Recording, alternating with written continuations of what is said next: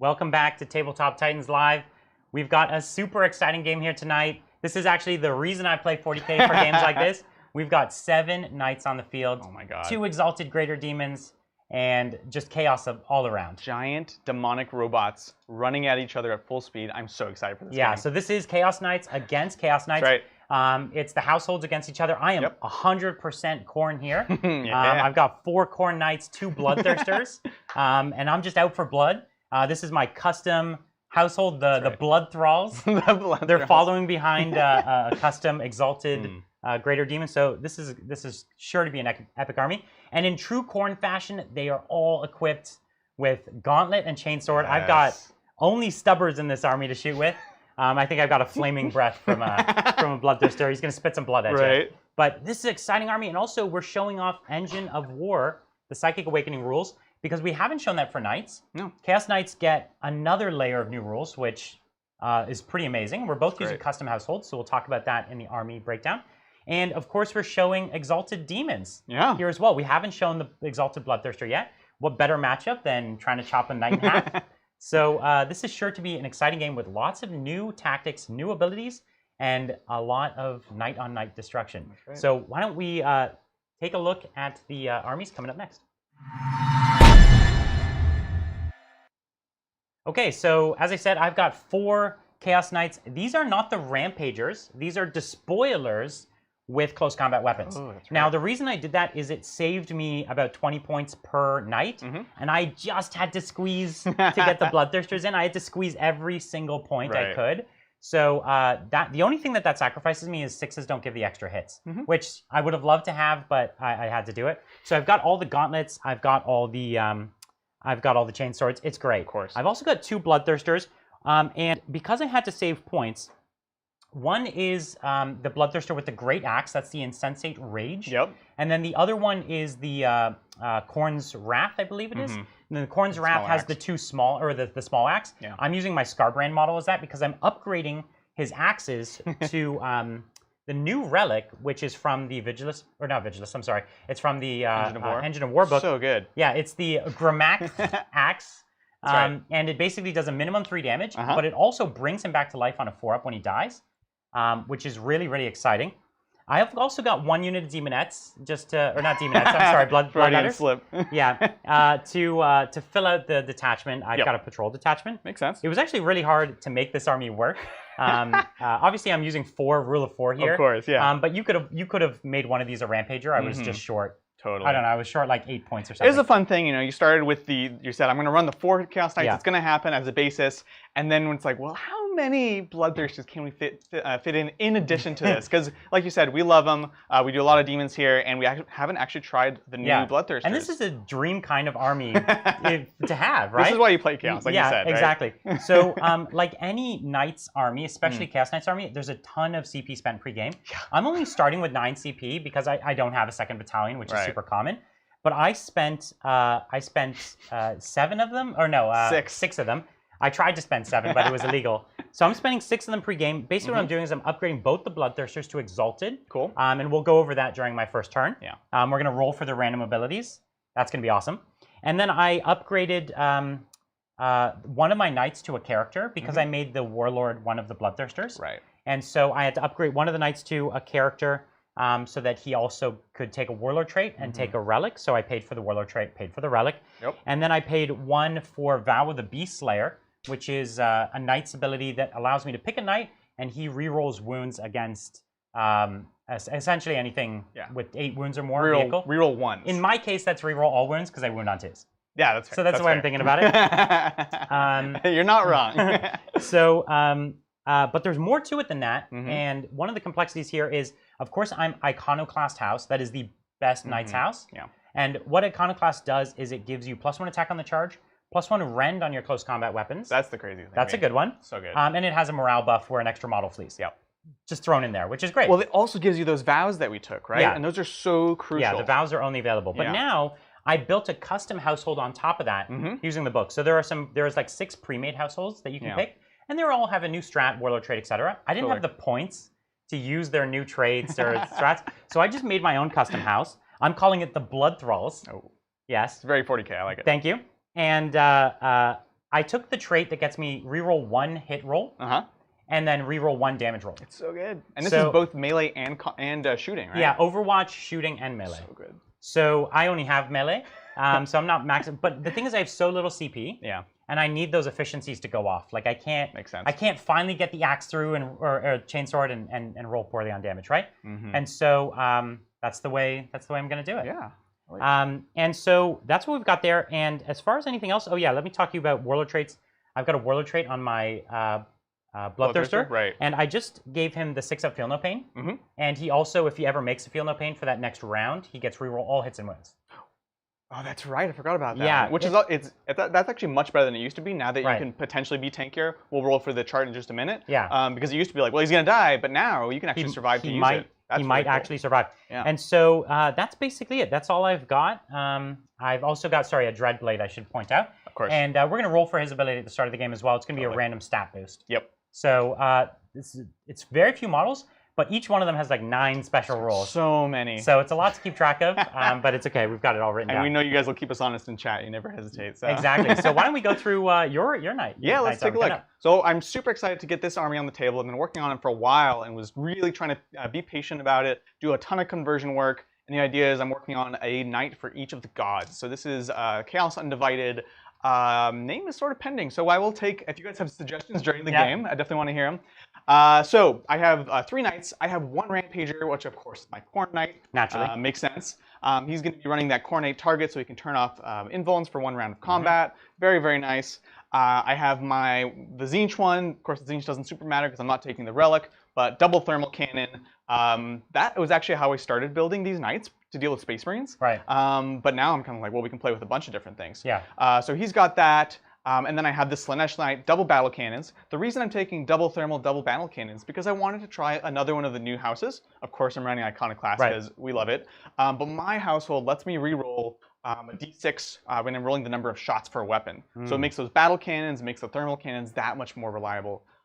So we'll see. I'm curious. They're still good in melee because they're Iconoclast.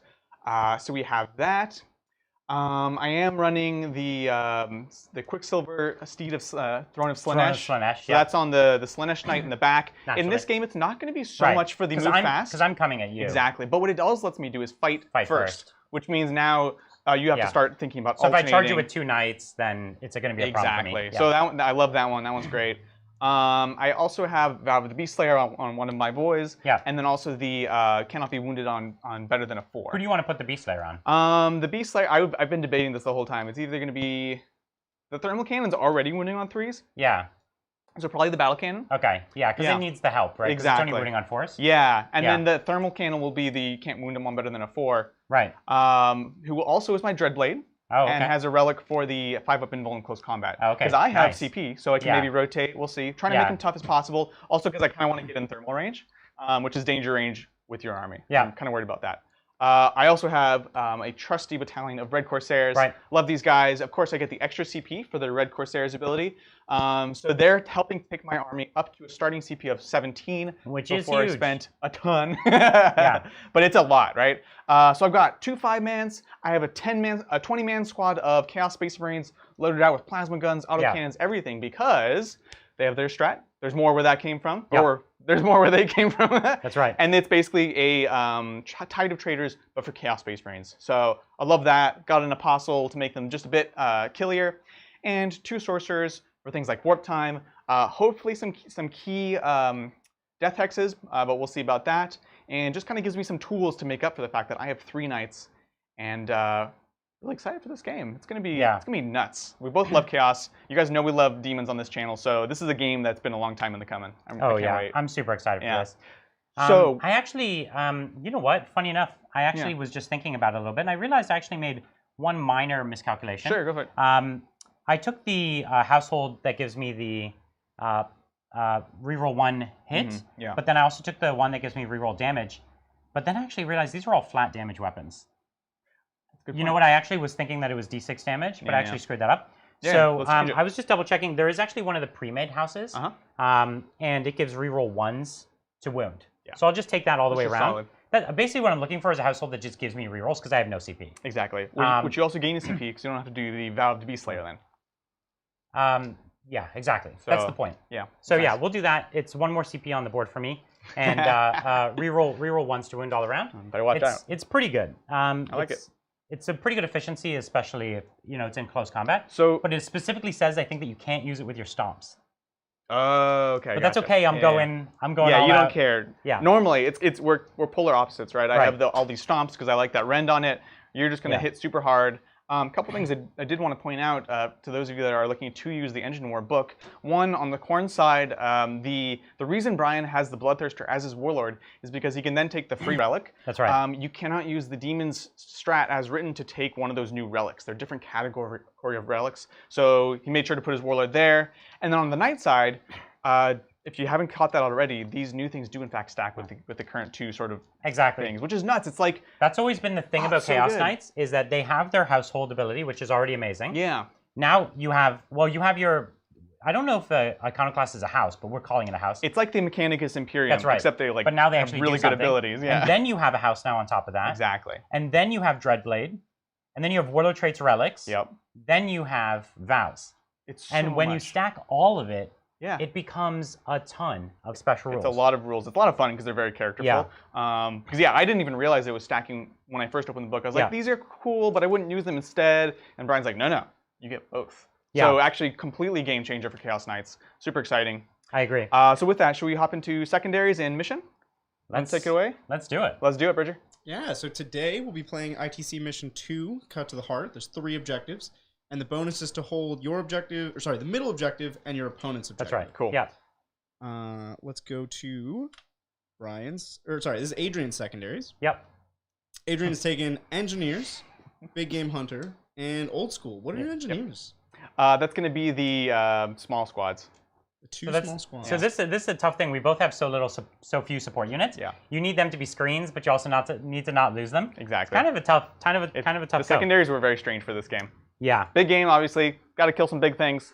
And then Old School, kind of in a similar vein. I want to be rewarded for doing the killing, and I do still have some maneuverability. I have the tide of traders to bring them in the back. The way I thought about Old School is there's no way I get a kill in my first turn. Yeah. But I could probably get the other 3 points, and so that's why in my secondaries I did the same thing. I took Old School, and I've also taken Big Game Hunter because I'm trying to hunt some knights. Totally. And then what was my third one? Behind enemy lines. Yeah, that's right. So I knew you had to backline. Yep. And I was going to try to get into you. So actually that one's a pretty good one. I feel good about that one. Makes complete sense. Yeah. It's one of those games that's a good lesson in secondaries because there are no good secondaries. Right. I mean, you had a couple actually, but it was like, cool. We have to learn how to minimize what we don't want to do, right, and then also take advantage of what we're already going to be doing regardless, right? Exactly. Yeah. So I'm super excited. I'm also realizing I have 11 CP. I think I told you 13, Bridger. Okay. I didn't pay for one of the you paid for one of the vows? Yeah, the vows. So just before we get going, just a quick question for you, Bridger, and for you, maybe you could pick your poison. There's 2 households, and I had the hardest time. One is Lucarius. It's +1 to hit. Uh-huh. And then the other one is Chimere, which is reroll 1s to wound. What do you think? I permanently get +1 to hit with the Thunderstrike Gauntlets. And the Thunderstrike Gauntlets are the ones that wound on 2s.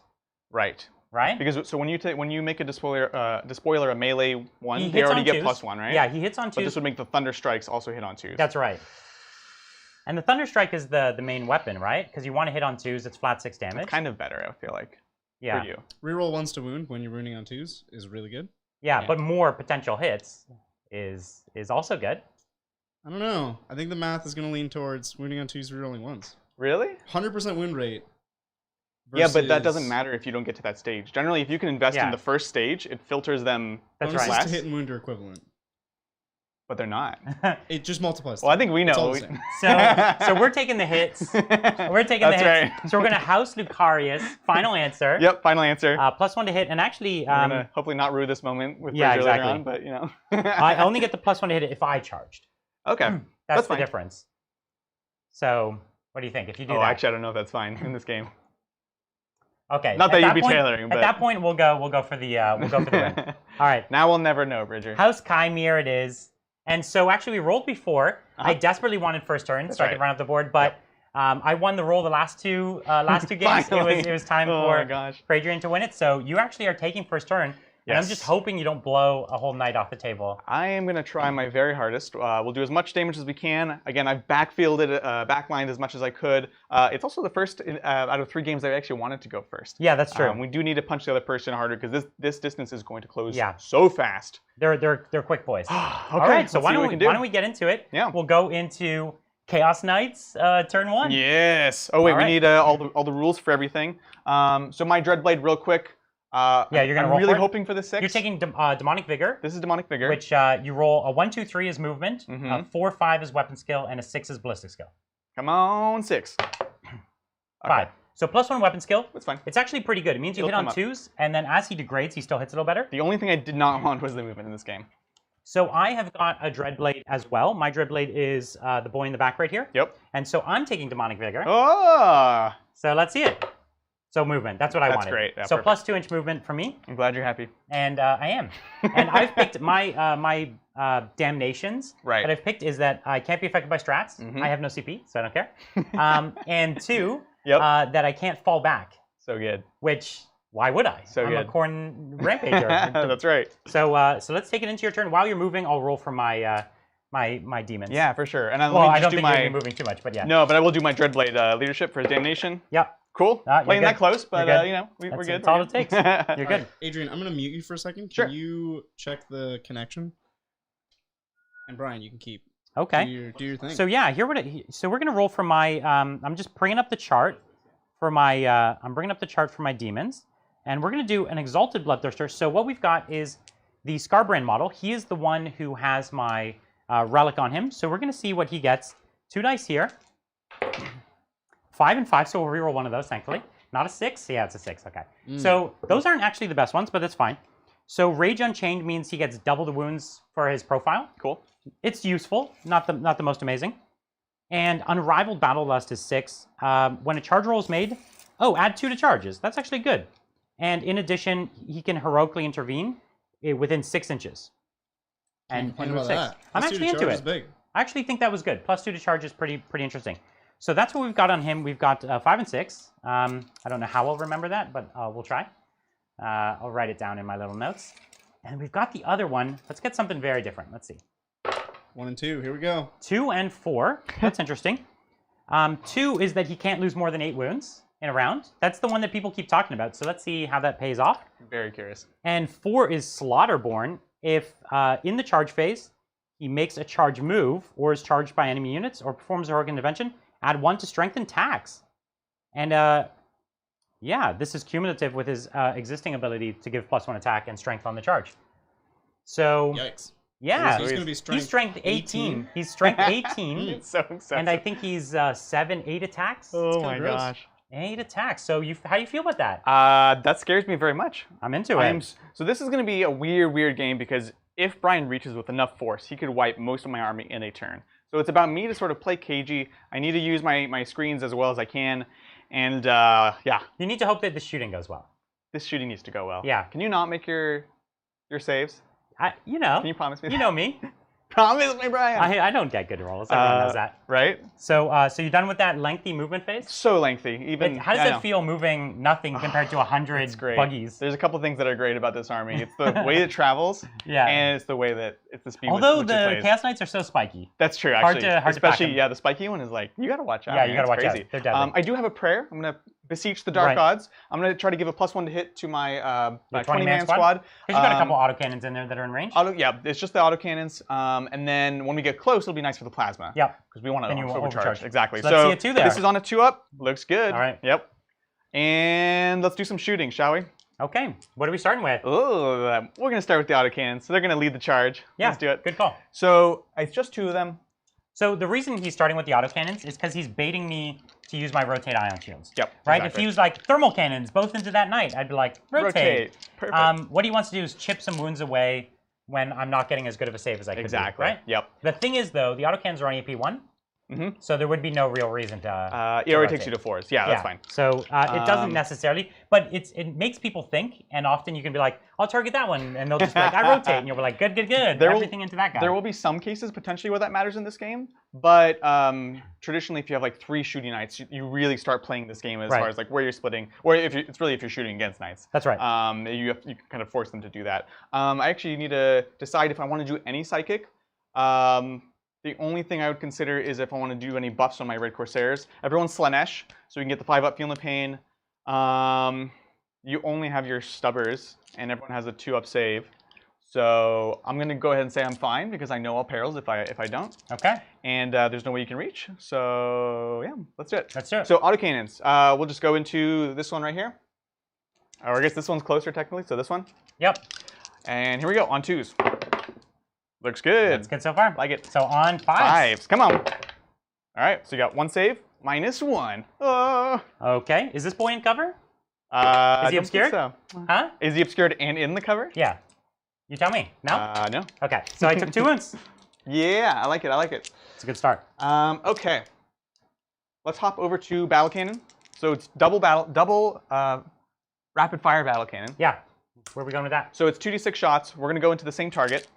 And can we check that new household real quick? Is it per gun or is it per... I actually tried to look at this. This is the ability where you reroll the shot. It sounded like it was worded nicely ambiguously. Right. So well, let's read it for everyone. Let's read it. So it's Endless Torment. This is the one of the traits that it uses both your traits. Right. When a model with this bond fires Overwatch or is chosen to shoot with, you can reroll a single dice when determining the number of attacks that model makes when attacking with a weapon that has a random number of attacks. I think I know. Model, a weapon. Yeah. It starts as if sounds like you reroll 1 die for the entire model. But it says with a weapon. With a weapon. So you can choose any weapon you want, but that model rerolls 1 die. So there's 2 ways to interpret it. No, because it's a model with this pact. Yeah. So there's 2 ways to do it. It's either 1 reroll per weapon. Yeah. Or it's 1 reroll per model. And I actually didn't know. I read it as well because I knew you were taking it, and I was like, oh, I wonder what everyone's interpretation of this is. And I was like, I left it saying, I don't know, and I just closed the book. When you can reroll a single dice when determining the number of attacks that model makes. These are 40k rules in a nutshell right here. Totally ambiguous. I don't know, actually. What do you think, Bridger? It's definitely the way they wrote it. You cannot say definitely. The way they wrote it. Bridger's definitely regardless of their intention, those words mean the model gets one die to reroll. How about let's 4-up it. 4-up it in your favor, all right? Do you feel good about that? Yeah, that's fine. Because we don't actually know. Oh, it was on the 6. I know, that was such a tease. I was like, oh. I was like, okay, he's got it. All right, so you're gonna reroll 46. 1 dice. 1 dice out of this. Out of the dice. Yeah, let's do it. So I don't have to roll them separately. So we'll take that 2. Nice. I wouldn't actually reroll any of those other ones. So, yeah. Classic. So this is 10, 16 shots. So wait, who are we shooting it at? Same guy. Oh yeah, I think now's the time to rotate. Yeah, a little bit. Yeah. So we're gonna rotate on shields, 1 CP down. Now that he saw that I had a lot of shots. Rotated. I know. That's pro move right there. Yes, correct. Also, pick your household at the table. Brian rotated. I know, yeah. You're like, well, I'm already like, you might charge me with your knights. So here's a 6 plus another 5 and a 5. So this is gonna take you to a 4-up. Can't believe you gotta Brian, watch this kid. First turn of the game, Brian rotated. We had a big debate before the game that I wouldn't have enough CP to rotate, but then they reminded me that I actually can't use Vow the Beastslayer twice. Right. And then I was like, oh, we have 1 extra CP. Yeah. Fine, I'll rotate. It was, you got 1 CP because you did that one twice, and then you got another one because you didn't need Vows, so you had 2 more. Now I can rotate one more time. He's like, Adrian, I'm not going to rotate this game. Don't worry about it. I was like, all right, cool. So this is hitting on 3s. Now I'm going to roll all 4s. First shot. I'm going to roll. Oh my gosh. So on 3s. Boom, boom, boom. Nicely done. And did I bump that? No. It was a fair number of misses. It was a fair number of misses. So now here's on the 4s, but you've got the Beastslayer on this boy. Beastslayer! Yep, let's do this. So 4s. Oh my gosh. 2s. Oh, the 2s. Classic. I don't even need to rotate. Many. There we go. I should have waited till now to rotate. Good God. Yeah, that would be good, right?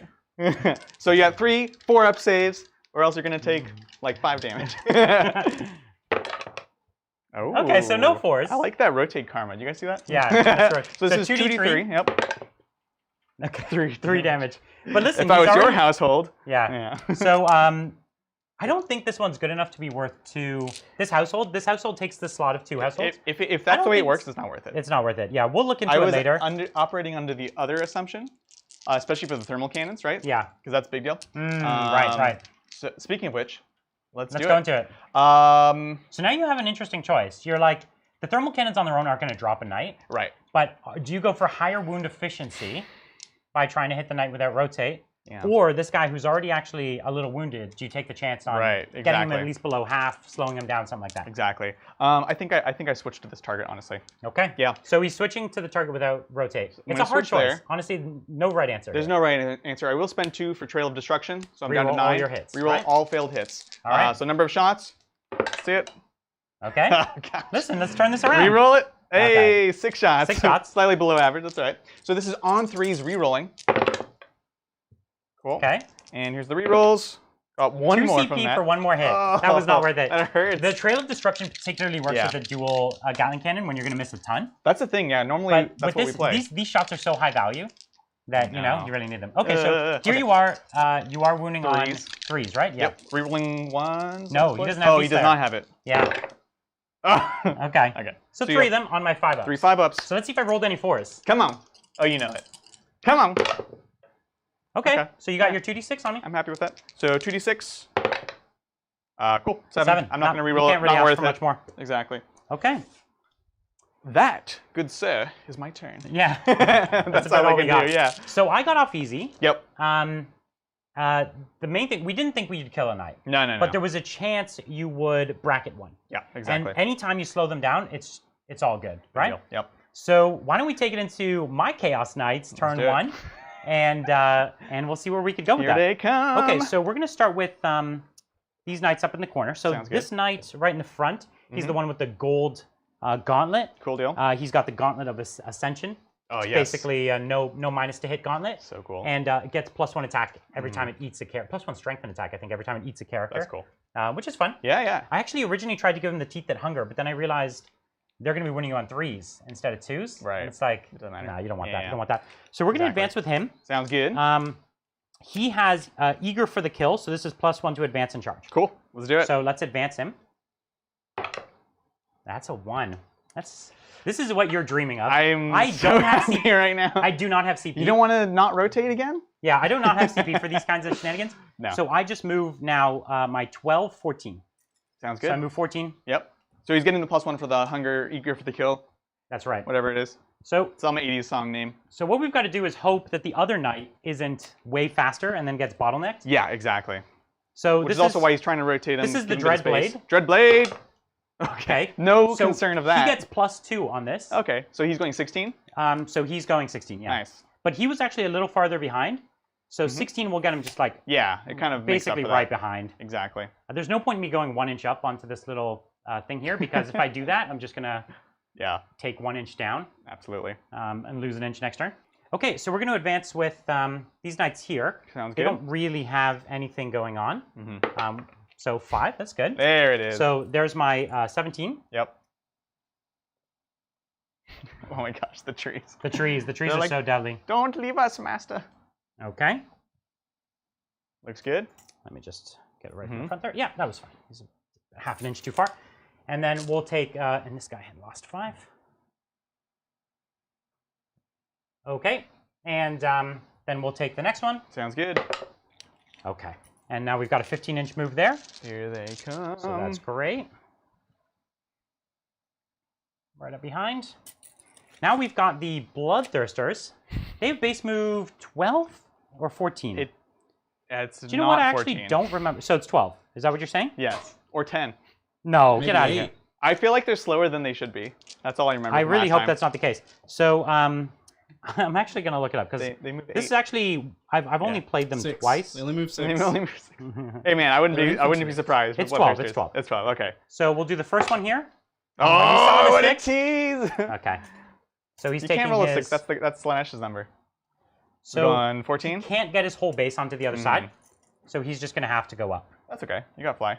Yeah, exactly. He's got fly, so he doesn't really care. All good. The next one, I'm not getting the advance rolls today. No. Right? No.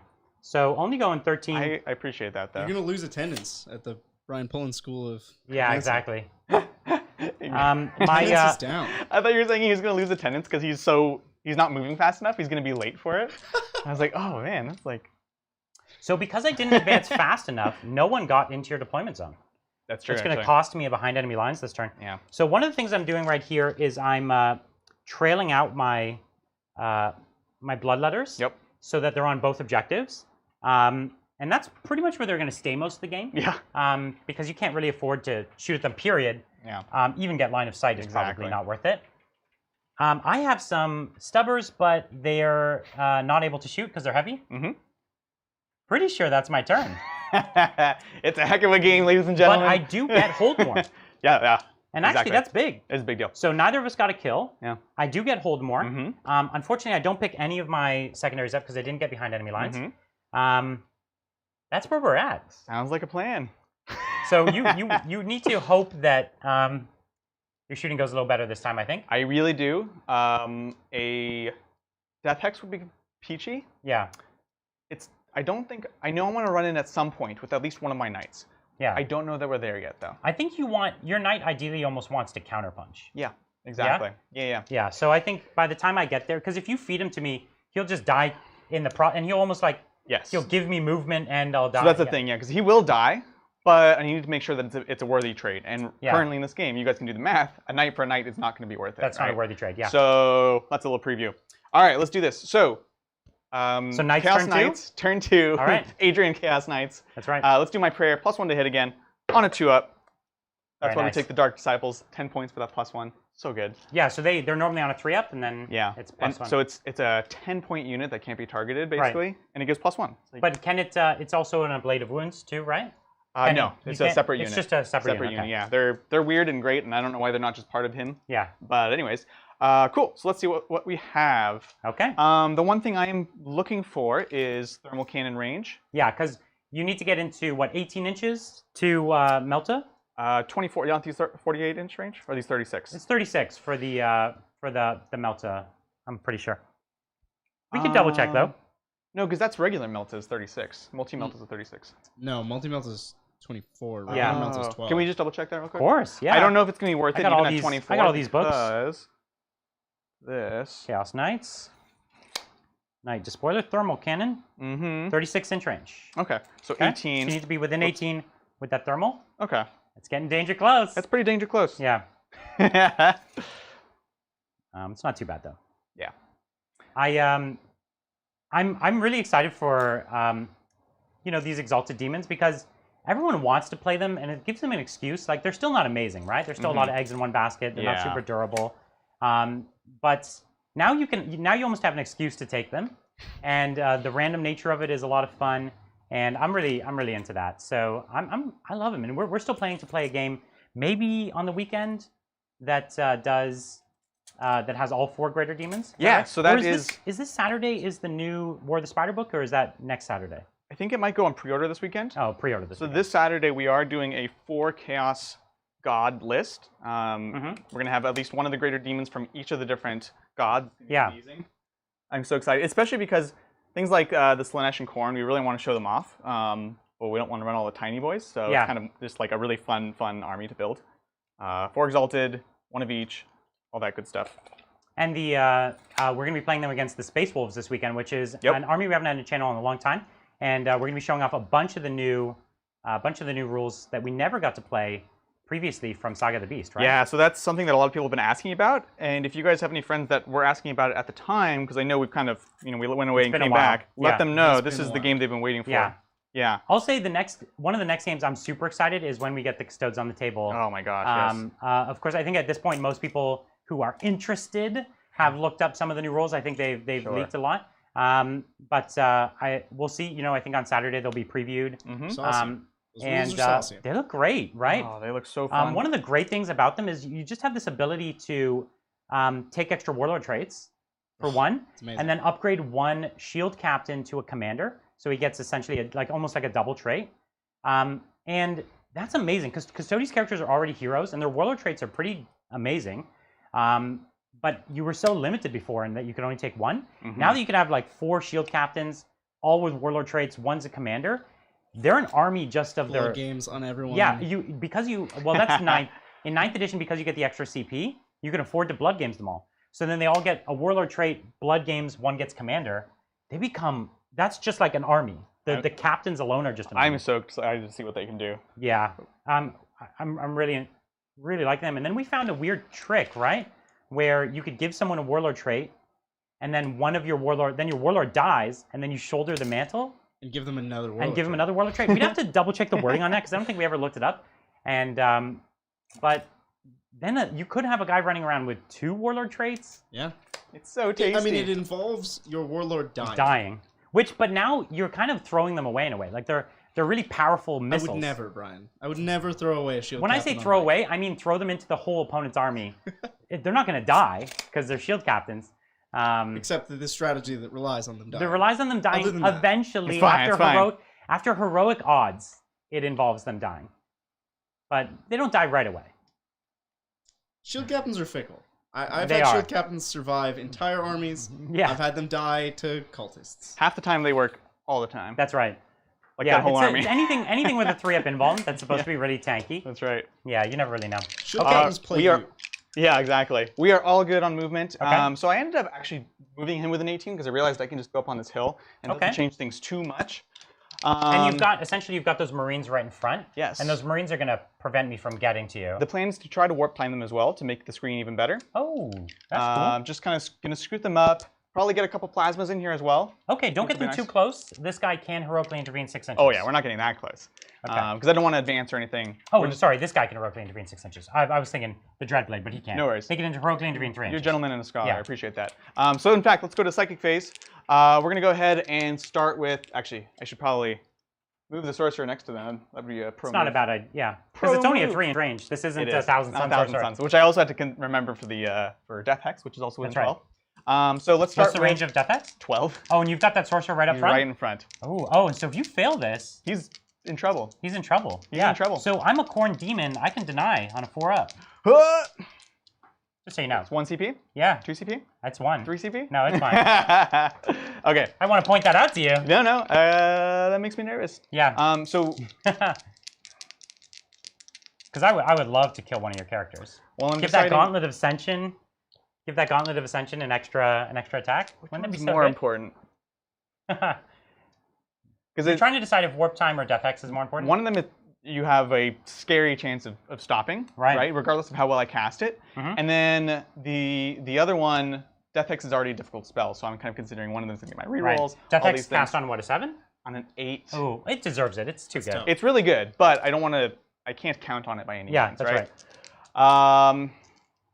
Oh gosh, I don't know if that's worth it. I don't know if it's worth it. I'm being told the Khorne Demons can't deny. Oh, is that only the World Eaters? World Eaters? World Eaters do that. Oh, I thought take there was a... The Hounds can do it without a strat. It's the brass collar on the Hounds. Okay. I thought you were saying there was a new strat. There's nothing in the new book that gives okay, yeah. I thought there was, but I'm thinking of World Eaters. Yeah. Don't look at that Khorne stuff, please. No. Oh, okay. Okay, cool. I feel better, guys. I'll still take this risk, which means it'll still... So which one are we doing first? We're going to start with Warp Time. Yeah. Because honestly, that's the most... That's so you're Warp Timing the unit on a 6. On a 6. Yes, I love this. I love this, because now you have to choose to burn the CP, which you won't have on the next. Exactly. So here's on a... Oh. Warp Time fails. That is so classic. No Warp Time. So classic. I love didn't it. even have to interfere. Look how much Khorne we have on the table. There is no psychic happening here. Amazing. Okay, fine, Death Hex. Please let this work. Oh, perils! Oh, no. With no reroll. And you're a demon. I'm not a demon. I'm a demon. Oh, you're a demon. You want to do it? You have 5 wounds? 4 wounds. You only have 4 wounds? Yeah, it's a sorcerer. Yes, I want to do it. How many times have I had the chance to blow you up? I mean, a lot. A lot. And you have no CP to reroll this. No. So 2d3, bring it. All right, let's do it. He's gonna live. He lives. He lives. He's still dead to me, The though. truth is, I didn't need to do this because he's out front. He's going to be the one who gets charged and killed anyways. No, it's entirely frivolous. It's just too cool to not. That's right. It was entirely frivolous. I make these plans. I wasn't even counting on getting Death Hex. That did not go well. Slightly, yeah. That's a fair assessment, Brian. That's a fair assessment. Thank you. I appreciate that. Well, since you've already used that strat, so I will risk another spell to give the Corsairs a 5-up Feel No Pain. Okay. Not the Sorcerer. He's gone. Yep. So let's see. This is the Slanesh spell, Delightful Agonies. Yeah. On an 11.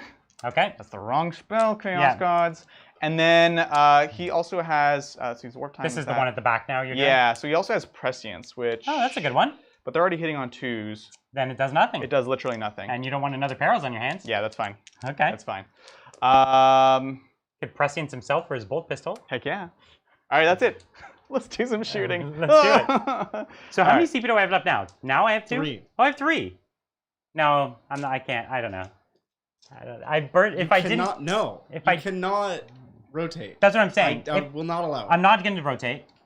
If I had 1 more CP, I would have rotated, but I burnt it to do nothing. So you're down to 3 now? I'm down to 3. I really shouldn't have done that. No, that was very frivolous. I know, but I it's fun. appreciate it. After It's fun. my It's rolling was flavorful. like, I give you a hand, you gave me a hand. I'm going to give you a hand by not rotating. That. It's So good. you essentially have Death Hex now because I'm not rotating. What? Death Hex is no save. Oh, it's no involved. Yeah. I thought it was just -1. But No, I it's just not remembered Jinx. It's none. It's none. This is no Eldar. This is targeted null zone. Yeah, that's too good. Well, then it's much worse. Yeah, So no, that would have been huge. Yeah. Okay, let's do this. So I really want to rotate. Oh God, jeez. So I've got 1 plasma in rapid fire. Sure. I was hoping to get 2 or 3 more. Yeah. Or 2 or 3. Okay. Obviously. Yeah, that's the one you want to try going to take into down here. right now, I will right? overheat because I can't die from it because I'm +1 to hit. Yeah. Would you like to do anything? We already said I'm not going to do it. I'm not going to do it. The truth is, giving you a because you're only in melter range of him. Yeah.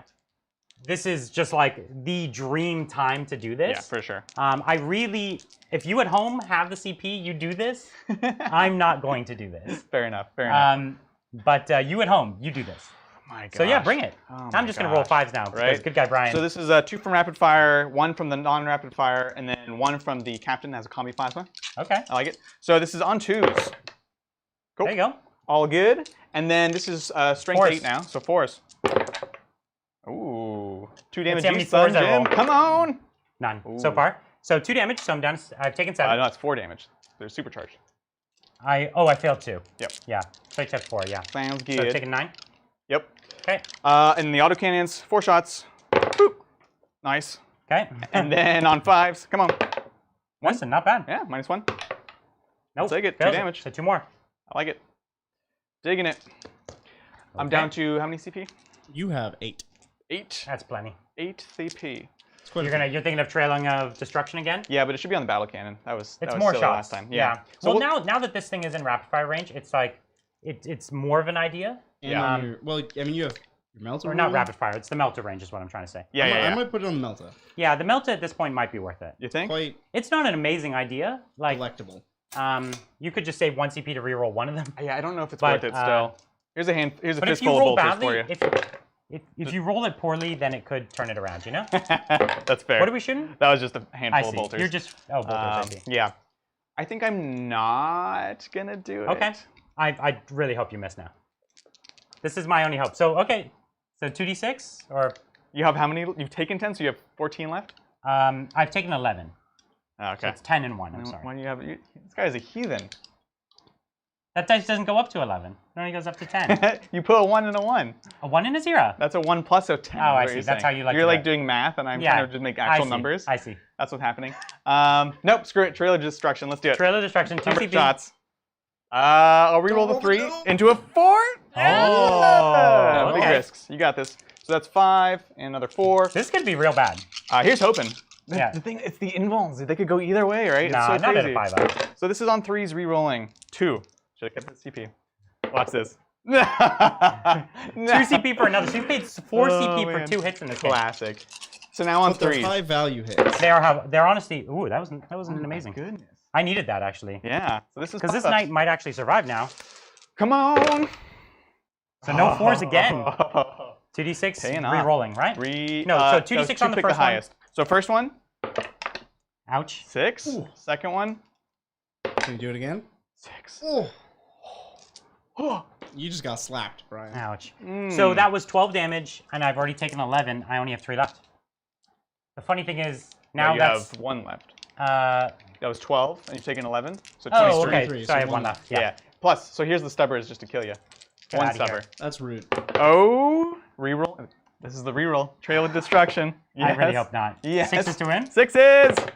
Oh, Good. no fun. So now you actually have a real choice. Yeah, I know. Ahead of you. That sucks. Well, I have the stubber on Khorne guy. 6? Okay. Good. Now I You have don't a choice. deserve that. I can't- I'm so glad you didn't get that. Oh my gosh. It has to be 2. which is probably overkill. You do. Well, you're not gonna put both battle cannons into a 1 wound knight, are you? The problem is I'll just run it up and blow up in his lines. If I don't kill it, I'm in real trouble. Yeah. It's I understand. Yeah, he doesn't like. If it lives, it's bad. And a battle cannon's good, but it's not that good. I'm winning on 4s. You could put one into the knight and one into one of the demons. Yeah, what does that give me? A half-dead demon? It gives a demon that's not dead. He might just charge it up. Oh, they get angry, don't they? Yeah. Yeah. No, that's definitely not the way to go. So you're going to definitely drop the knight, or what are you thinking? It's actually a really hard call. That's a really hard call. You could just roll badly, you know what I mean? Yeah. Which you kind of have been doing. It's happened before. It's not your first time. 4 battle cannon shots battle cannons, into the knight. This is number of shots. There's my 1 reroll. Pretty sure this guy's dead now. That's a lot of shots. Oh my gosh. That's 12. 21? That's a lot of shots. Woof. Pretty sure he's dead. 7. I know. 10, 11. It's a done deal. 14. How many more you need? 7. Okay. I will not say anything. So you need 2 more? 3 because I dropped one. Thank you. On 3s, no rerolls. Yep. That's a lot of misses. Yeah, Adrian. I know how to. Because all those misses could have been the 1 battle cannon he put. Good thing he, yeah. Good Yeah, thing yeah. he Oh, for doubled down. sure. I'm So definitely now assuming. 4's rerolling 4's ones. rerolling 1s. Come on. That was horrible. So bad. What's wrong with? Oh my gosh.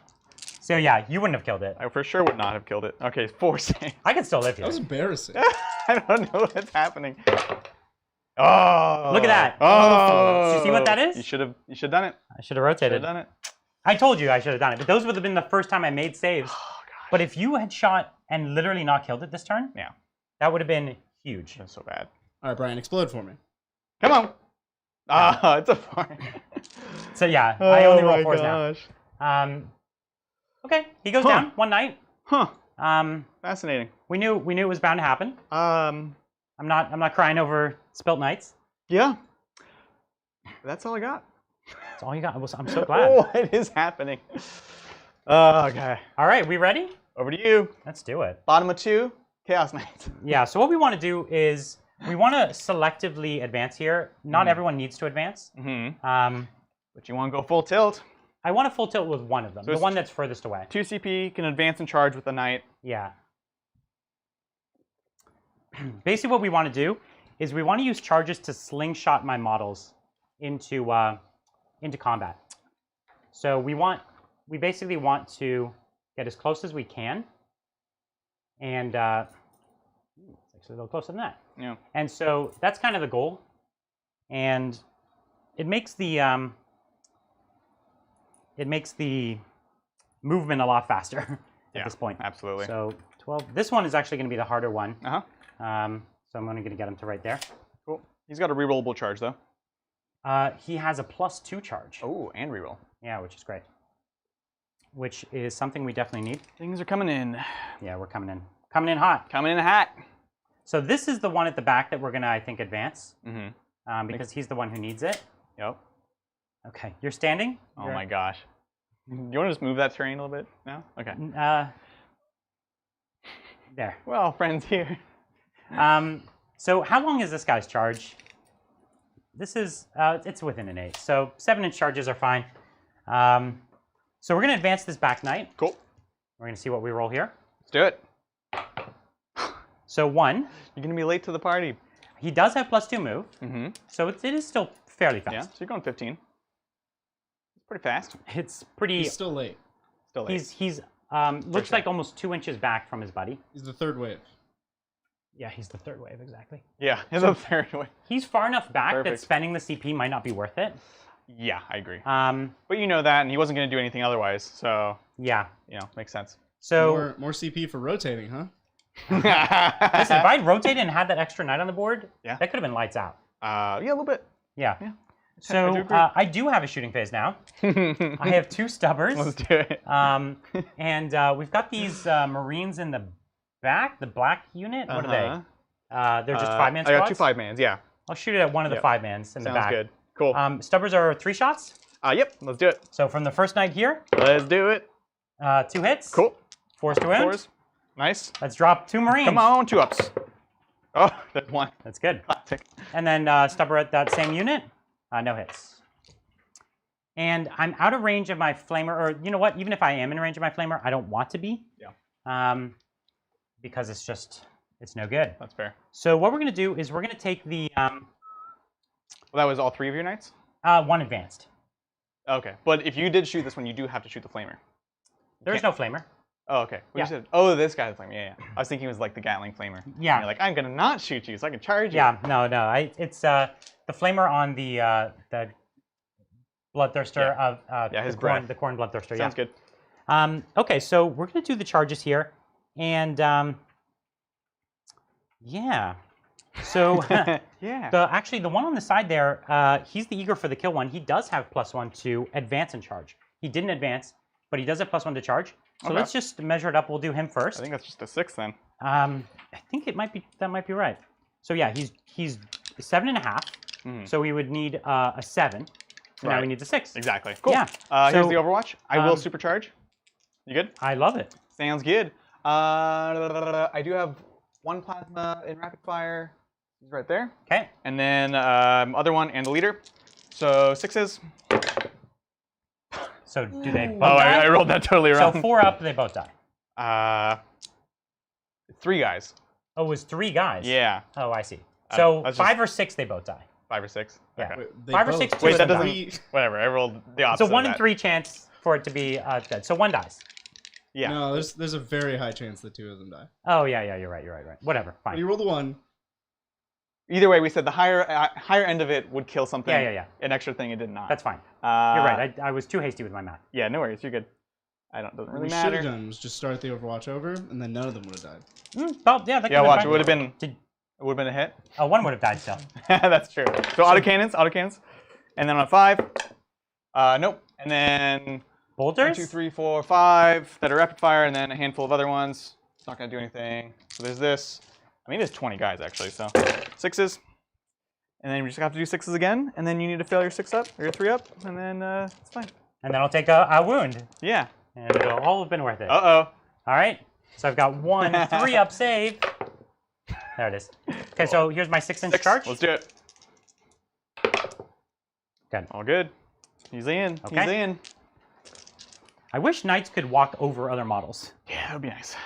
Yeah, it's so weird that you can fall back and shoot and charge, but you can't walk over things unless you're falling back. It's very strange to me. Yeah. Like, we've kind of accepted it because that's like the narrative that we have in the game, but it's weird at the end of the day. Okay, so we'll go with the next knight. Then this knight can't charge. We'll go with this Bloodthirster. Yep. He's just outside of 8, so he needs a 9. He needs a 9 because it's an inch down. Yep, you got it. Right? Yep, so 9 but +2. Yeah. So 7 with Yeah. the reroll from his low side. All good, he's in. And he is fly. So He's in. that would have been in some cases enough to maybe jump, but in this case it's not. Yeah. Because he got a 10, so he gets a 12, and it's not enough. So it's just enough to get him right onto here. He gets an 11, but yeah. An 11, okay.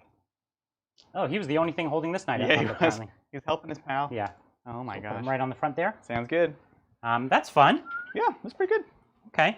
Now what we're going to do is this knight on the corner here, he's going to go at the sorcerer and the unit. Oh. So you're going to have a sorcerer Overwatch. Sorcerer, crack grenade. Misses. So it's 4 inches to the sorcerer, Sounds which is good. great. I could fail it. Yeah, you could. If you were me. All right, let's Come see this on, 4-inch charge. Oh my gosh. And that's including the -1 to move down, right? I was already on the bottom. Were you now? Yeah. Ah. So here we are, right there. Okay, and then the Bloodthirster has a bit more. Let's see. He is right there. Closest model is within an 8, so it's a 9 again. Because he has to go, he has to go up and down. Up and down. Right? Plus he has to go on that second level too. Which second level? So there's 2 levels to this thing, right? 1, 2. You have to go over it. Oh, because his base doesn't fit, you're saying. Through the correct. crack? Yeah, because you can't go over your own. Well, you could. Right, you could go over intervening Yeah, models. so just 2 extra. So just 2 extra. Yep, because of that. So it's a 10. Yes. 10 with a reroll. No, don't convert it. Please don't. That was something. With dice like that, I don't know That what to was, say, guys. Oops. That was something. Yep. Okay. Ooh. So we've got a few things in combat. It's pretty scary. What's going on with this tree? I don't know. It'll never stand again. Okay, we knocked it down into the charge phase. You at least have to they're like plowing through them, so it's falling this way. It's falling that way? Yeah. No, he chopped it aside with the chain axe. He's a lumberjack. Okay. Yeah. So I guess we fight? We fight. Let's fight. Okay, so what we're going to do is the one at the far side over here, the knight on the far back, he's going to fight first because he's the easiest for you to pull out of combat. And he's going to stomp. So he has normally 5 attacks, up to 6. Yeah. Did I miss something? No, I was just debating if I can intervene here or not with that character guy. With your knight? With my knight. Can he walk over other models? No, but he can. If he can go here to here. How so? Because he'd have to go down. Does he? There's no space for his base, right? You can't overhang on the 1-inch thing. Uh, He's on the 1-inch thing, right? I could just be the furthest back. I could. All right. Okay. So 5, 6 attacks. Okay. Right, because he's 5 because he's a despoiler. Yep. With 2 weapons, 6 for iconoclast. And he has first to the fray, or eager for the kill, which is another one. So 7. So 21 attacks. Sounds good. Let's do it. Let's do it. So 3. This is corner one, right? Yes, corner one. Back 3, one, yep. 6, 9, 12, 15, 18, 19, 20, 21. Cool. So only 21 attacks. That's all. It's fine. It's good. Hitting on 2s. Hitting on 2s. He's actually hitting on 1s. +1 to hit. No, you Oh, went not with with the the wounds. stumps. Oh, I went with the wounds. Good. That was smart. Yeah, very smart. This guy. But the wound doesn't work on stomps, remember? Oh, yeah. That's true. So here we are. Yep. So I missed 1, 2, 3. Okay. And then I wound on 2s. You got it. All right. Whoa. Okay, so you have 6 up saves. 6 ups. Because Iconoclast gives me the extra AP on my feet. I don't really know how that works. Just sharpen shoes. Sharpen everything, bro. Pointy everything. Yeah, and then I do have a feel of pain after this. Ooh, so D3 So damage. 6s. Okay. Okay. Roll your D3. We'll, yeah. We'll figure it out. All right, so let's grab the 1s. 1s. Grab the 2s. 2s. Okay. Boom, boom, and these are 3s. So here's the 1s. These are 5 ups. Oh, they're 5 up. Oh, yeah. Yeah, that's why it's actually worth rolling. So another. So 4 dead. So 4 dead. Yeah. And you just roll those successes again. So all of these dead. So 4, 5, 6, 7, 8, 9, 10, 11 dead. Okay. Boop. One more time. Oh, 11, 12, 13, 14 dead. 14. Okay. Thanks, Zach.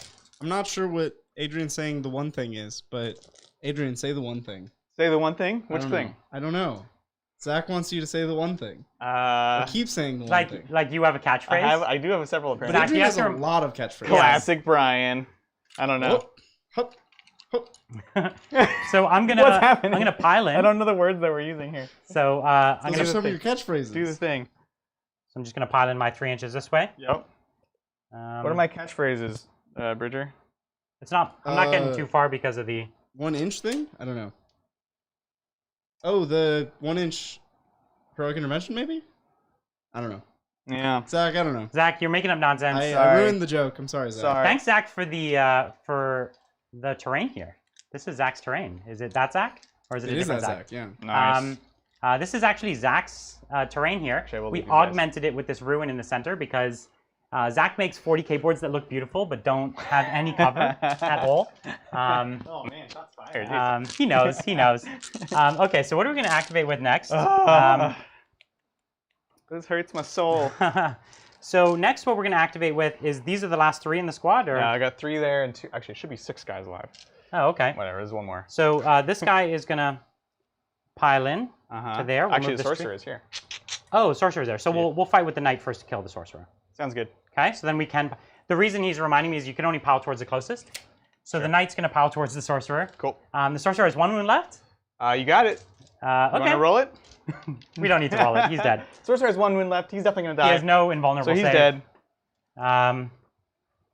So we're just going to take 3 inches up this way. Mm-hmm. And then this guy will now pile in to touch this Bloodthirster here. Yep. He's the one with the relic axe, which Sounds is good. doesn't really matter at this point. It doesn't. But okay, so he's my warlord boy. Oh no, actually I separated the warlord abilities.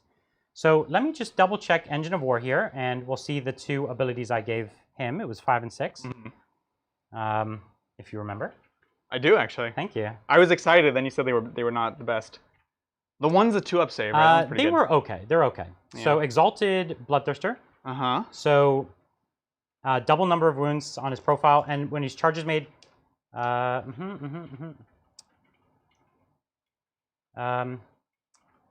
Yeah. Nothing really. It's not. Okay. I mean, can you kill 6? Well, I don't know. I don't know, Brian. Can you kill 6 guys? So the other one, right.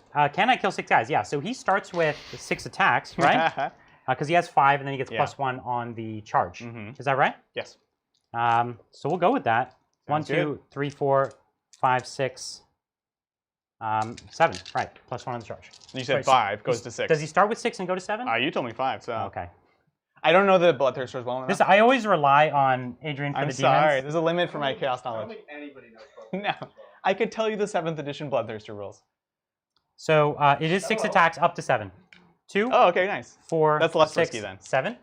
So hitting here on 2s. Yep. 6 is counted 2 hits. Oh, okay. So that's an extra, an extra, and an extra. Yep. And I rolled a 1. Oh no, I put that down. And then 2s to kill. 2. Well. Let's go. 2s to kill. Let's go. Let's do it. The squad lives. Does it? No. Okay, I was gonna say what? So here's. So these are min 3. These are at least 3. So the only thing that these are dead anyways. This one. Okay. Well, now go ahead and roll the actual damage because I made 3 so far. I have 6 dice here. Yeah. So they're all dead, but that guy. He might live. Through 1 attack. Roll it. So 6. 3 more. So 3 more. Okay. You know, he came out. Yeah. So the squad did just die. Yeah. He came out strong, and then flubbed it on the back. So we've half. got 3 inches more. We're gonna move basically 1 inch just outside of range of your knight. Sure. Sounds good. Now I have my Bloodthirster in the back. I made a small tactical error that I didn't declare the squad in the building. Right. Or I could have fought them as well. Yeah. At this point, I do have a 6-inch pile-in. I can just pile in basically to touch them. Is all. It's at this point all I can basically do. Or I'll just take, 1 inch down to here, and I'll let you fight them. Sounds so good. I'm within an inch of you. You can fight me now. I can't fight you. You're a gentleman and a scholar. So this is going to be 5, 6 attacks. Here we go. On 3s, actually on 2s. Nope. The +1 for the prayer only works for range attacks. It's not the same as prescience. Okay. 2 wounds. 3 ups. 3 ups. Yeah. Oh, look at that! Yeah, all right. You know what? That would have been sad if you failed now and after that spin. Okay. Cool. So we got a turn on our hands. We do. So listen, I got Holdmore again. Correct. And I did kill only 2 squads. I killed 2. So I got to kill more. Yep. That's actually that's worth something. That's worth a lot. So here's the thing. If things go well, you could kill a few models this turn. But then you still have a problem of scoring. I'm at such a huge disadvantage now. I think you really needed that warp time. The warp time was really important. Because honestly, it was more than it appeared to be. The warp time would have he would have lost the squad. It pushes everything out. Everyone would have been almost where they started. Exactly. I actually think you should have advanced with the squad first instead of even shooting with it. Advanced, and then you could warp time and advance again. Then I lose all that shooting, which we saw was barely enough to kill one knight. Yeah, I hear Even mathematically, it's barely enough to kill a knight. That you if assuming you would rotate, because I didn't know. Right. Right? That was one of my concerns at the start. Was like, okay, well, there's these invulns. I have this plan. Yeah. And it's hard to sort of manage these 4-ups, right? Well, I'm definitely going to lose some things this turn. Yeah. So just the combat alone, because all your knights are also combat knights like mine. So they can do that. They have you have how many CP left? 3. 3. Okay, so you have an interrupt. I do have an interrupt. You have a rotate. But this semi-limited pool of resources that you have is something that I need to sort of play with. As of right now, it looks very scary for you. So we need this turn to work. We need you to kill 2 assets to be in the game, 3 assets to be winning the game, and if you kill one asset, you're in big trouble. I can do it. Yeah. First, I'm going to pray to the dark So gods. this takes it into Knights turn 3 for you, or this is turn 3 for him, right? Turn 3, Top yeah. 3. Turn 3. I love how fast this game moves with I only know. 5 models. Yeah, this game is fast enough. We should be able to do a QA after the game. A lot of people have questions about the 9th stuff. Oh yeah, That'd be honestly, so much of the 9th rules are already out at this point, right? Oh, 9th rules or night rules? 9th, right? Ah, gotcha. 9th, yeah. So yeah, we'd love to talk about that. It's always hard answering questions about 9th because I don't read all the articles, and so I don't always know what's been revealed and what has not been revealed. So I might have to be super cagey with my answers. But there's a lot. I'll There's a guide lot you, that's Brian. revealed. I'll be your seeing eye dog. If I start talking about something that's not revealed, you'll I'll just cut your mic. You'll cut my mic. I'll just cut your mic. It'll be like watching him off screen, be like, the Yeah, people will just be trying to- that I can totally talk about. Oof. Okay, so tell me real quick. Abilities? I don't care about the Bloodthirsters. Well, he has a 6-inch intervention, so that matters. Yeah, he also has not only 6-inch intervention, but he can only take the max 8 damage per phase. Okay, Which sounds is good. super rad. Anything? The one with the what else? gold on the side there is my warlord, Right here. my knight warlord. Yeah. And so he's the one that can just has the better gauntlet and the extra attack. Mm-hmm. And that one, the bloodthirster with the big wings, Yep. he's the warlord there, so he's got the feel no pain. Okay. The other one back there is the one with the relic who can come back to life after you kill him. Shoot. Okay. And these then, guys, I mean, I and can't then do this one anything right there is okay. the Beast Slayer. Beast Slayer. And then this one over here is the Dreadblade. Okay. Does that? Oh, I should have rolled for my Dreadblade. It doesn't matter. My Dreadblade abilities wouldn't have impacted anything. That's fair. That's fair. Even if I fail, he'll just keep doing what he's got to do. Right. So Adrian has a puzzle piece to put together here. That's so nice that you have no more than 8 wounds, and this is the guy that reses. Rises. Wow. Yeah. That's really good. It's good. So I do have. It's a durable little army I got here. Oh my It's goodness. a little corn axie party. I have one more sorcerer that, if the gods allow, can do Death Hex. And so he has prescience and death X. Yes. Okay. Was He was the. Sorry, he was actually, wasn't he the warp time and death X? Because he was the one at the back. No, sorry. He does not have Death Hex, but I can Chaos Familiar. Sorry, chaos familiar. My bad. Right, yeah. Or sorry, prescience and warp time. Yes. Prescience Warp Yeah, Time. yeah. Yep. I think you definitely want it. Well, I want it, but again, I'm not going to count on it, right? Yeah. Coordinate target on this means I can turn off invulns In combat, it means you could chop that demon in half. until he gets up. If he gets Until up. he gets up. If he gets up. It's a 4-up. Yep. Yeah, it's tricky, but... No, I feel it. I'm not despairing. So we're coming out to play. Okay. We sort of want to play cagier to the side. Let's see. Okay. So basically, you're trying to maximize your shots and your kills, and also trying to I don't know. You're trying to like make sure you could get some decent combats in, right? Disciples, they're advancing, and then other dude. Cool. So they're going 8. He's going 12. Sounds good to me. So they're hopping back to here, and he's going 12 plus 4. So yeah, I basically want to pivot. The Bloodthirsters are a big issue because of fly. The Knights, they can actually kind of screen a little bit. This is the unit that's not currently in combat. They're going to advance, so they're going 12, which is really nice. Not interesting. And we're going to hop all the way back here. So you're just going all in, kind of, right? Like you're gonna. That's kind of the only option, right? You need the Chaos Knights fight so well that for you to throw away any of their fighting potential is just not worth it. Exactly. The problem is, because you only have the stomps on the other two, you will hurt a knight badly, but you won't kill it, and then it will turn around and hit you, right? Yep. Got it. And so you are risking giving me an extra fight phase. So it's kind of a difficult trade. You almost need to touch one and not the other, but because of the heroic interventions, it gets a little tricky. That makes this whole thing very perilous, right? Let me get these models out of the way. Cool, we've got that. And your interrupt. I wish you had like a little less CP. That'd be nice. A little less CP, yeah. There's a stratagem I promised myself I would use, and it's Titanic Duel. Yes. I've never once used it in all my time with my Chaos Knights. And what it does, it's 1 CP, and you and your opponent put a number secretly on a dice between 1 to 3, and then you reveal it. And if you get the number and they don't, like if they don't get the same number as you, you add that number of attacks. So it's like I'm gonna put a 3, and then it's like I talk him. It's like, you know, I like to play it safe. You know, Right. You know me. You know, I'll just go for the casual 2, or even 1's good. You know what I mean?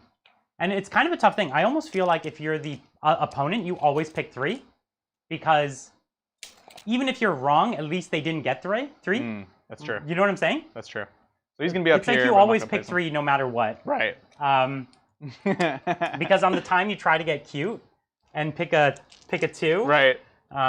I love that one because it is so psychological. It's amazing. And it's not like the ones where like, okay, so at the end of the day, you could have just said I rolled a 6. Yeah. Whatever. But this one, it's like it actually There's the psychology of it does matter. Yeah. And I was curious when Brian brought it up, how he would talk about it to sort of bias me. Yeah. By the things that he's now said. Yeah. You know, that's important. It is. Yeah, you have to try to read into what I'm saying. These 2 guys know I win at least 50% of my games through mind games. You know he's losing when he starts to like say weird things that are making you question who you are as a person. That's really, really important. I break a person down. I break a person down and then win the game. Yeah. Obviously. All right. So we're done with the movement? We're done with movement. We're on to the psychic phase. Okay. That's perils again. Right? Oh my gosh. So Chaos Familiar, obviously. So you don't have a deny, apparently. So you're doing Chaos Familiar in order to swap out for Death Hex. Yeah, so we're going to take out Prescience. Warp Time is still super handy. Yep. And we're going to try to Death Hex this night, honestly. That's the one that's only lost wounds. It's lost 7. I just need to double down. And so he really wants to kill it. Exactly. You know, he's got the Melter right in front of it. It's all good. That's the plan. Yeah. Looking for an 8. That's it. It's kind of hard to cast. That's not good. You don't have great odds on that one. What am I down to? You have 6. All right. That's a fine number. Well, it's still a 4 up, yeah. Yeah. Come on. I'm so nervous. He's disrespecting the dice. I'm so nervous. Oh, God. The dice gods could detect his half-stepping. We're too nervous. Yeah, the half-stepping. Oh, my gosh. Yeah. You can't half-step when you're playing with the warp. You also brought a Khorne Knight. I know. Did you really think you were going to cast any important goodness. powers? Not with this much Khorne in your face. My goodness. Okay. So that was 2 CP to not cast that. So bad. Oh, man. So bad. Things are not looking good. Oh, man. Oh, thank you, Kyle. Well, let's make it even better. Thanks, Kyle. He sent us some money for you to get a mask when you paint. Thank you. When we appreciate paint, it. you didn't use a mask. I know. I need it. Right. Bridger's the one that gets super woozy when we paint in the studio, though. He's like, I don't feel so well, Mr. This Stark. studio was designed for gaming, not for ventilation. I know. That's why I'm not wearing a sweater right now. It is California and it's hot. I was thinking about that. We should be doing like sweater vests as tank tops. Are still hot. I think Adrian's saying only sweater vests. Listen, I heard what he said. I deliberately chose to ignore it. And like Daisy Duke shorts. The Daisy Dukes, you don't know what we're wearing back here most of the time. That's so we true, actually. Let's go ahead and... You have one more psychic. You can smite me. Yeah. Probably your best bet at this point. Well, I could also warp time, just get him out of there. Oh, I don't think he's my key target at this point. Yeah, but you can get anywhere you want. Yeah, but do I really want to fight him? All right, goes up. Okay. This is on that Bloodthirster. 1 mortal wound. Okay, he's not the one with the feel no pain. The other guy's the one with the feel no pain. Sounds good. Yeah, the other one's the one with the warlord trait. So he just takes 1. Cool. Let's do some shooting. You really need this to work. Oh my goodness. So you got the thermal cannons from this guy here into my wounded knight right here. Is that right? Maybe. Yeah, I'm gonna do it. Are you gonna rotate? I already declared I wasn't gonna rotate. I'm standing firm. You said that at the start of the game too. No, we said I would rotate once before the game, once he gave me CP back. We did say that.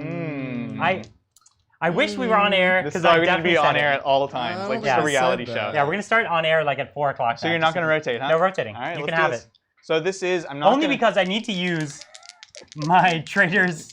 I really should be rotating here, but I'm not trying to stick it. I'm not trying to rub it in. I already promised him before the game I win. That's fair. Man of my word. Anyway. No, because you gave me 2 CP back. All right, you only did it once. That's right. Thermal. I've been generous. Right. All right, come on. Can we turn into a 12? Every time. No, it did like marginally okay last turn. That's right. So I need 7. You've only got average, but it's not average when you consider a reroll. Yeah, exactly. Right? Yeah. So hitting here on 3s. 3s. No Trail of Destruction this time. No Trail. Look at that. Would have been you would have given one more hit. Oh my gosh. And then on 3s, no rerolls. Go ahead. Okay. It's not bad. It's not good. It's nothing. I mean, it's not enough. How many 4s? 1. That's big, actually. That actually is big. So 2d6 and 2d6. Don't get 2 6s again. You don't deserve that. That would be super tasty. Oh, come on. 6. Come 11. Ouch. Oh, so that's 18. Come on. You're still down to 6. So I've got 6 left. I'm going to mark it down as 6 left on him. Yeah, right? sounds good. All right.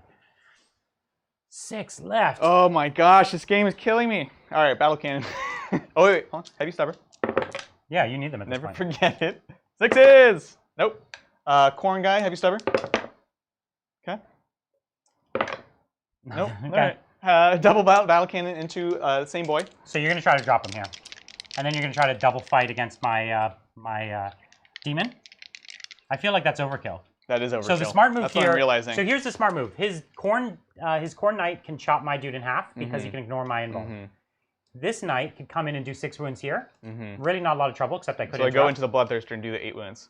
He could take the 8 wounds from the Bloodthirster, or he could start chipping the other knight. To be honest with you, well, the Bloodthirster is probably more valuable at this point because it's easier to do the 8 wounds. Yeah. So, see, when you're behind, you can't do safe plays anymore. You need to start doing Hail Mary plays, right? Yeah. So the safe play of guaranteeing this knight dying.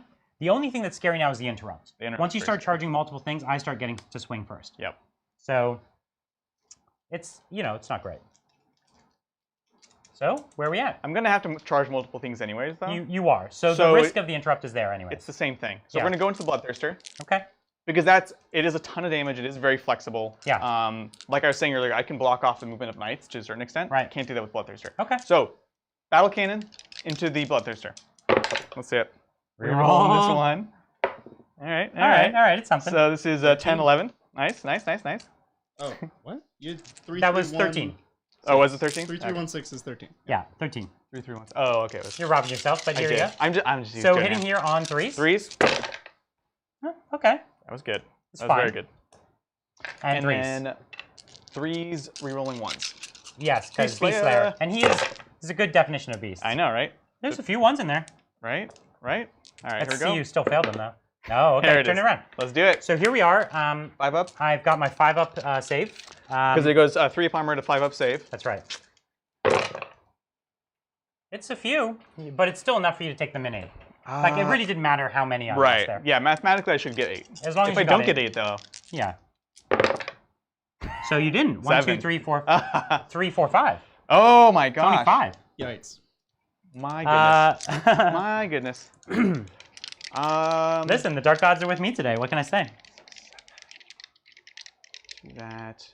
That's not good, because that means you can't kill him in combat now. You do have 1 unit of bolters, but then they wouldn't engineer, right? Yeah. And you need to pick up those points. Yeah. If I re-roll it. Oh, Bridger, I got 2 points for behind enemy lines last turn for having 2 units wholly within. 2 points? Yeah. The new behind enemy lines gets you 2 points for 2 units within. Do I re-roll the damage? No, because you can't kill it. But I could take it within 1, and then I have bolters. It's not going to happen. Oh my gosh. Because then the bolters need to come through. And I still have high toughness, decent save, you know what I mean? Oh, actually, he has Feel No Pains. Let's roll those. Well, I mean, if Adrian wants to reroll, he has to do that before you're feeling the pains. Well, what's your feeling? It's 6 up. Even 6 ups. Yeah, go for it. It's not. It wouldn't have been worth it to begin with. Oh. Now it's definitely not. So now he rerolls all hits and wounds for the next round. Because he's angry? No comment. No comment. Actually, in fact, you just made me stronger. I did. In a big way. Rerolling all hits and wounds with a Bloodthirster? I can do 8 wounds with 4d6 battle cannon shots? And he's the one with the great axe. Oh he's the one that's strength 18. Unbelievable. It's really funny because we always joke about that 8-win thing. Yeah. And it paid off. In this game, it pays off. Yeah. Because you have so many threats, and I have... But that's the way to play Khorne, isn't it? Is to threat saturate, don't you think? Yes, 100%. They're really, like, mono If you're going to go mono anything. Khorne, absolutely. 100%. Yeah. So the best demons you can add to your Khorne army are actually knights. Yeah. It's so true. Okay, cool. So I think that's it for... Oh. I guess if you want those to be demon, they should Here's be... my stubbers, one as well. Not the Iconoclast. What's the other one? Infernal. Infernal. Those are the, like, demonic-ish ones. Yeah, that's But true. they don't get the demon keyword, do they? They should, though. No, they should. They should. Without... That would be bad. It's always dangerous, though, because you open it up to all these other things, That would right? be worse and better in some ways, yeah. I think that's it, honestly. Because they advanced. They're going to engineer. So we got some charge phases coming up. Yep. Yeah, we do. You're going to feel the wrath of my stubbers. Yep. Well, let's do it. Okay. So who's charging who now? So we'll start with the easy one. This knight into both of these boys. This knight, tell me which one? So this knight into these boys. Okay, so I'm gonna shoot you with my Assault 1 Blood Flail. Whoa. Hits. Whoa. It's That's the way this game's going. Strength 8. Okay. Force. Okay. And no surprise the there. blood flail is -3, 3 damage. Wow. That's pretty good. Pretty Yes. good. 5 up. Yes. I don't even know. Listen, I said no. That's not his only shooting weapon. I've still got I Hellfire. have no idea. D6 heavy flamer shots. It's 4. Yes. Adrian, what a poor man. 1 at -1. All right, 4 up. Yeah, I'm just gonna go change the So wounds 4 now. wounds in Overwatch from a bloodthirster Amazing. on a night. So you feel good about that? I feel great about that. Okay, and then I have my 3 stubbers. Yeah, let's do it. Nothing. Okay. Oh, thank you. Can't believe I appreciate didn't that. do 10 wounds with that. I know, it's crazy. So who's going in? Okay. Holy crap. That was awesome. Yes, was blood flail. amazingly There's one way to terrible. describe that, yes. Oh my Amazing. gosh. This other boy, he's gonna go into both of them. Yeah. Okay. All right, he's in both of them. Oh my god. So we got a very. This is probably the punchiest combat phase I've seen in my history of a 2,000 point game. Oh, that's crazy. I don't think I've ever seen more Titans clash. Right? It's a good way to put it. That's right. Very on brand. Right. So now you've got a choice. Do you charge with the Slanesh Knight at the back, or let me heroically intervene, or am I too far away for that? My 6-inch. Well, the difficulty. It's 'cause the oh no, up and- because I'm actually standing here, Oh. which I feel made good quite about that. clear. Yeah. Oh, okay. You can take it back. I didn't know. I'm a man of honor, Brian. I got off real easy this turn. Jeez. Remember how we said he needed to kill 2 things to have a chance, and 3 things to have an advantage? He has killed 0 things. So bad. I So feel bad. like you may kill the demon, but then he might just come back, and there might be nothing dead. This is funny. Oh, this is so bad. This is painful to watch. It's painful. I'm excited. Khorne is clearly the strongest Chaos God. Is it? It's prevailing on the day. Well, that's because I dedicated my whole heart to 1, whereas he's undivided, That's right. undecided. That's right. So, there goes. Yeah. I'm going in that way. Because you charge an 11 anyways. And I'm so- going to charge in the Marines too. Oh, okay. They have Red Corsairs, so I'm just going to get them in, get Let's the do shots. it. Because I know I'm going to get them down like 1 wound. Yeah. Yeah. Here's the, break your arm? yeah, exactly. Okay. Here's the boys. Did they fail? No. They are very close, so. Okay, but you're just only going to get a few into range. Is that the issue? Oh, no, because it's only a 5-man squad, so you'll get them all. They'll be in. They'll be in. It's They're fine. just, listen, if I was This is breaking if my I was heart. going to charge a Bloodthirster, Yeah. I would probably only run it 2. That's I don't true. think I'd run That's too true. excitedly Oh my into God. it. I'd Here's like the touch him, booker. but not all. Yeah, I wouldn't be rolling an 11 into him or something. You know what I'm Jeez saying? Louise. Oh my god. That's not very Khorne of you, Brian. Well, he's not Khorne. His dudes are Slanesh. This is terrible. Yeah, they are Slanesh actually. This is a Wrath and Rapture right here. Right? So, so we've just got the Slanesh 9 at the back. Are you might as well charge me because I'll charge you. Yeah, I'm gonna charge you for sure. Do your stubbers. Are you sure? Yeah. They're so dangerous. Yeah. Yeah. 1 hit. Oh dang. On a 6, here it is. 1 win. Of course. Oh, you're so lucky. I was ready to fail it too. I was so ready. This is +1. Oh Yeah, my you only gosh. need like a 3-inch charge. Cool. So now the problem is he's charging my demon and my knight. Yeah. It's super bad news. Well, I think what I'm gonna try to do is just hit the knight, because again, the Bloodthirst doesn't do anything. He heroically intervened 6, right? Yeah, but you still have to obey the minuses, right? Oh, So can't I go here? I see. I don't know. This is 6 more inches so is a lot of inches. 4 And I only and a need to get 6. within 1. So I technically, if you're within 7 inches, Yeah, no, Yeah, I it think you doesn't can look like still there's a chance. you can just do it because you can go Yeah. 4, which is here. yeah. So I think it just can't quite fit. So we're So going you might as well go all the way in. all the way in. Yeah. Gosh, the worst. Adrian just wants he wants it to be over soon. I'm just trying to end my misery. He end Yeah. the misery. I can't even be upset about the dice.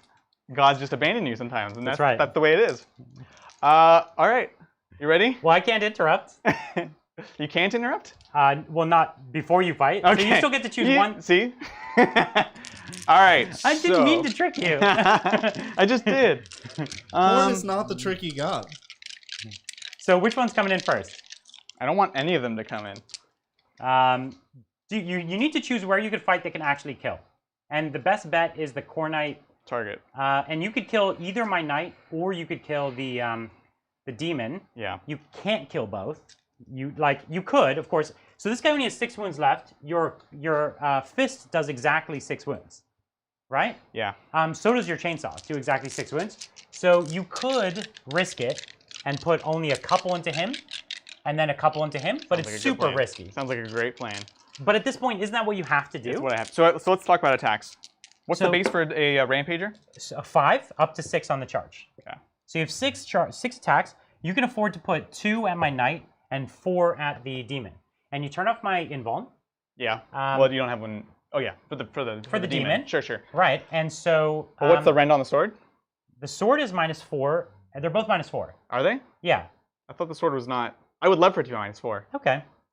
So do you want to use the? So you don't want to use the you want to use not use the gauntlet because the gauntlet wounds on 2s and is -4.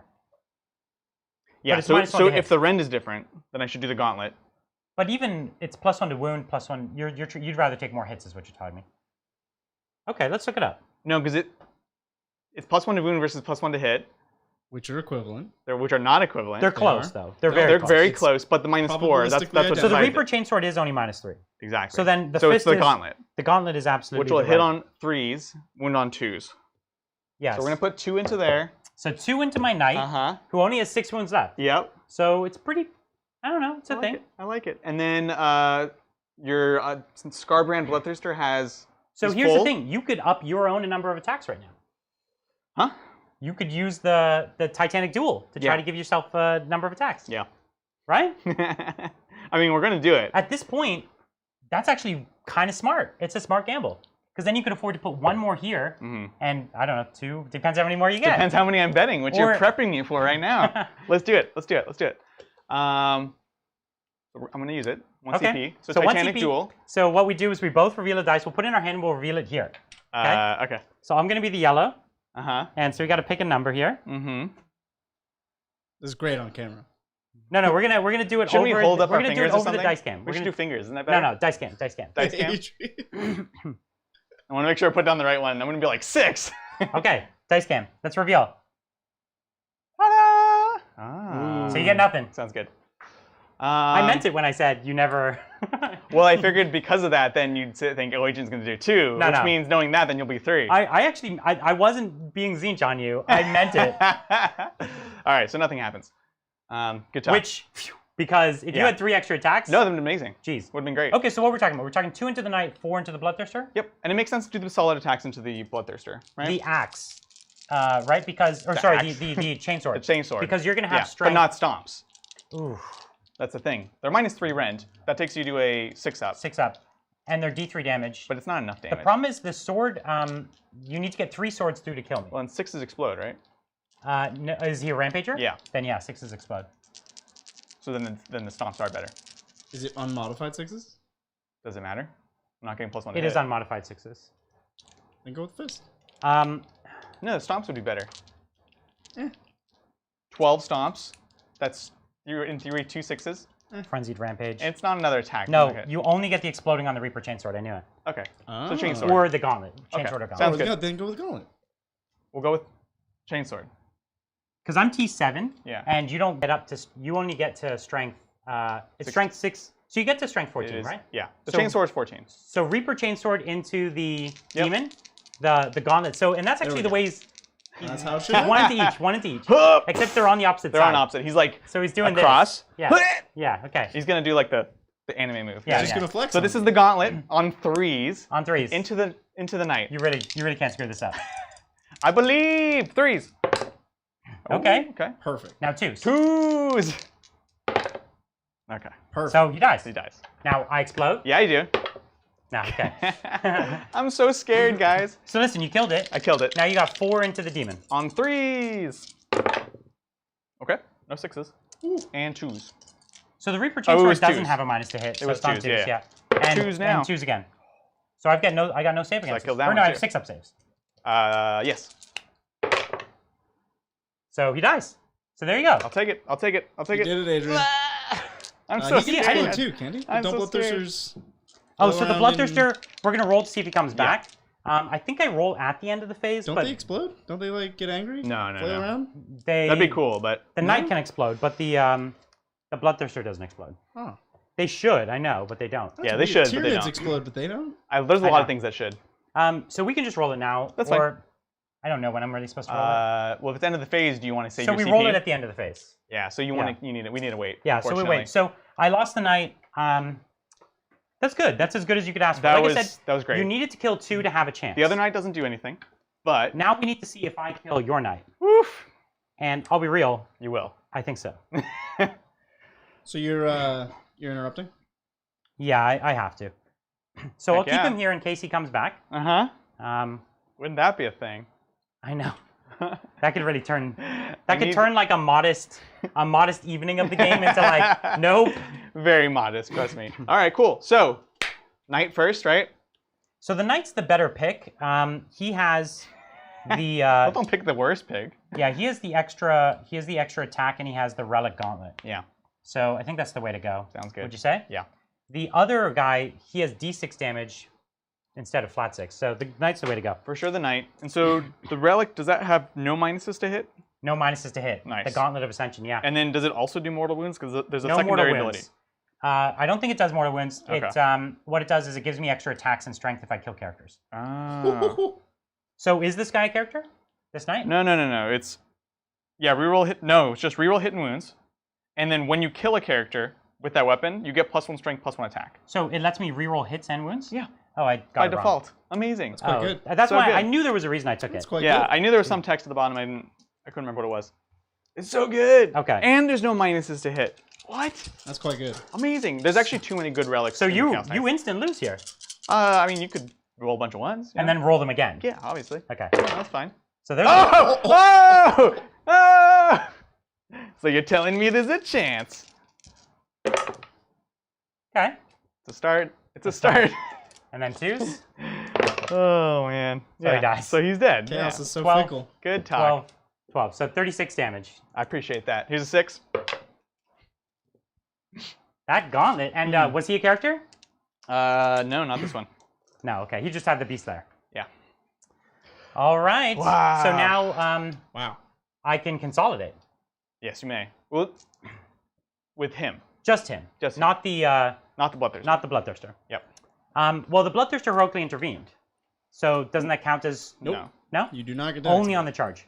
So 3 inches. It's just I'm right on top. Okay. Sounds I'm not good. going to move there because it'll be super duper wobbly. Sounds good. Let's roll a 4 up to see if my demon comes back. Oh, boy. And you have your CP. I have 1 CP left. Mm-hmm. Of course. With D3 wounds? D6 wounds. D6 wounds? And he counts as double this on his profile. So he comes back with 5, counting as 10, which isn't means even he's not even bracketed. bracketed. Wow. Brian, what are you doing? What are you doing? I'm showing off the new rules. Oh my gosh. So can you come in as combat? close as he can without being in combat. So I guess that's over here, Suppose so. like right there. Yeah. Guess so. How do you Guess feel? so. I How do feel you pretty Adrian? terrible. That was like, maybe there's a chance. And then, nope, just kidding. Sorry, Yeah, Adrian. that's the way it goes. So I've still got 3 very severe threats. Yeah. So what we're gonna do is Finish this him. this is my knight's turn 3. Yep, bottom of turn 3. It's gonna be bloody. Looks like it could be a win for He's gonna Chaos Knights. put your lights out here. And He will try. I'm afraid this is the end for you. This is the Yeah. end. My only friend. The end. Okay. Cool, We'll cool. just go there Yep. and here. Well, so they're more than an inch away, so he's going to have to go around. They're more than a what now? An inch away from the ruin? Oh, you're going to go into the knights. The knights, yeah. Okay. Yeah, engineer points for Adrian. This guy moves Well, base 14. We'll see. Mm-hmm. Oh, yeah. I got my engineer last turn, Bridger, in case you missed that. I got you that point. Don't Oh you my worry, gosh. Adrian. The moment I perils in that first psychic, I should have known. They are smacking that objective with a wrench, surrounded by knights. How many CP? Good You have stuff. enough CP to interrupt, though, right? Oh, yeah. Oh, yeah. Here's 4. I'm swimming in CP. You're gonna be fine. Bathing in them.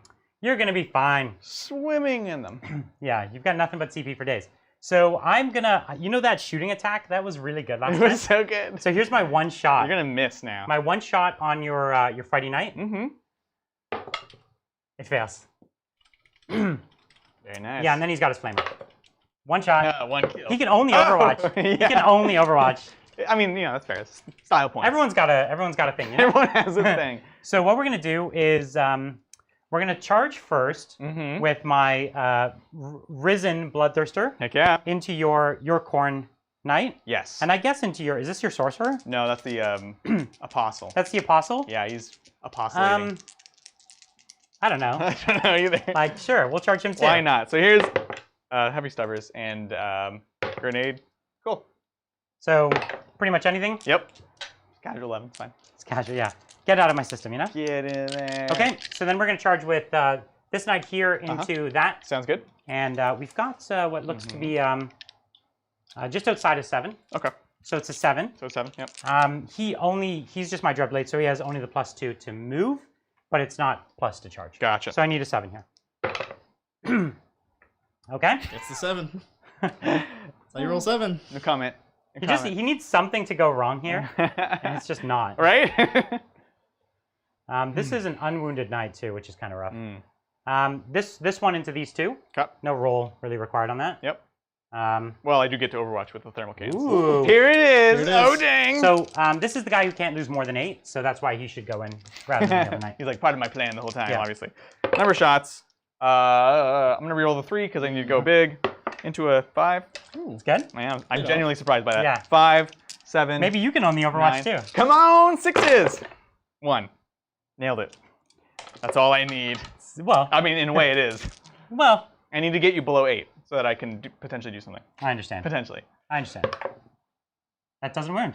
Or does it? Actually, It does? No, what it is the doesn't. strength of a thermal cannon? This is strength 16. I don't think it is. Nope. Strength. It could be 14. Yeah. Strength 100? I'll roll my save and then we'll figure it out after, okay? Oh, you suck. All right. How about this? I'm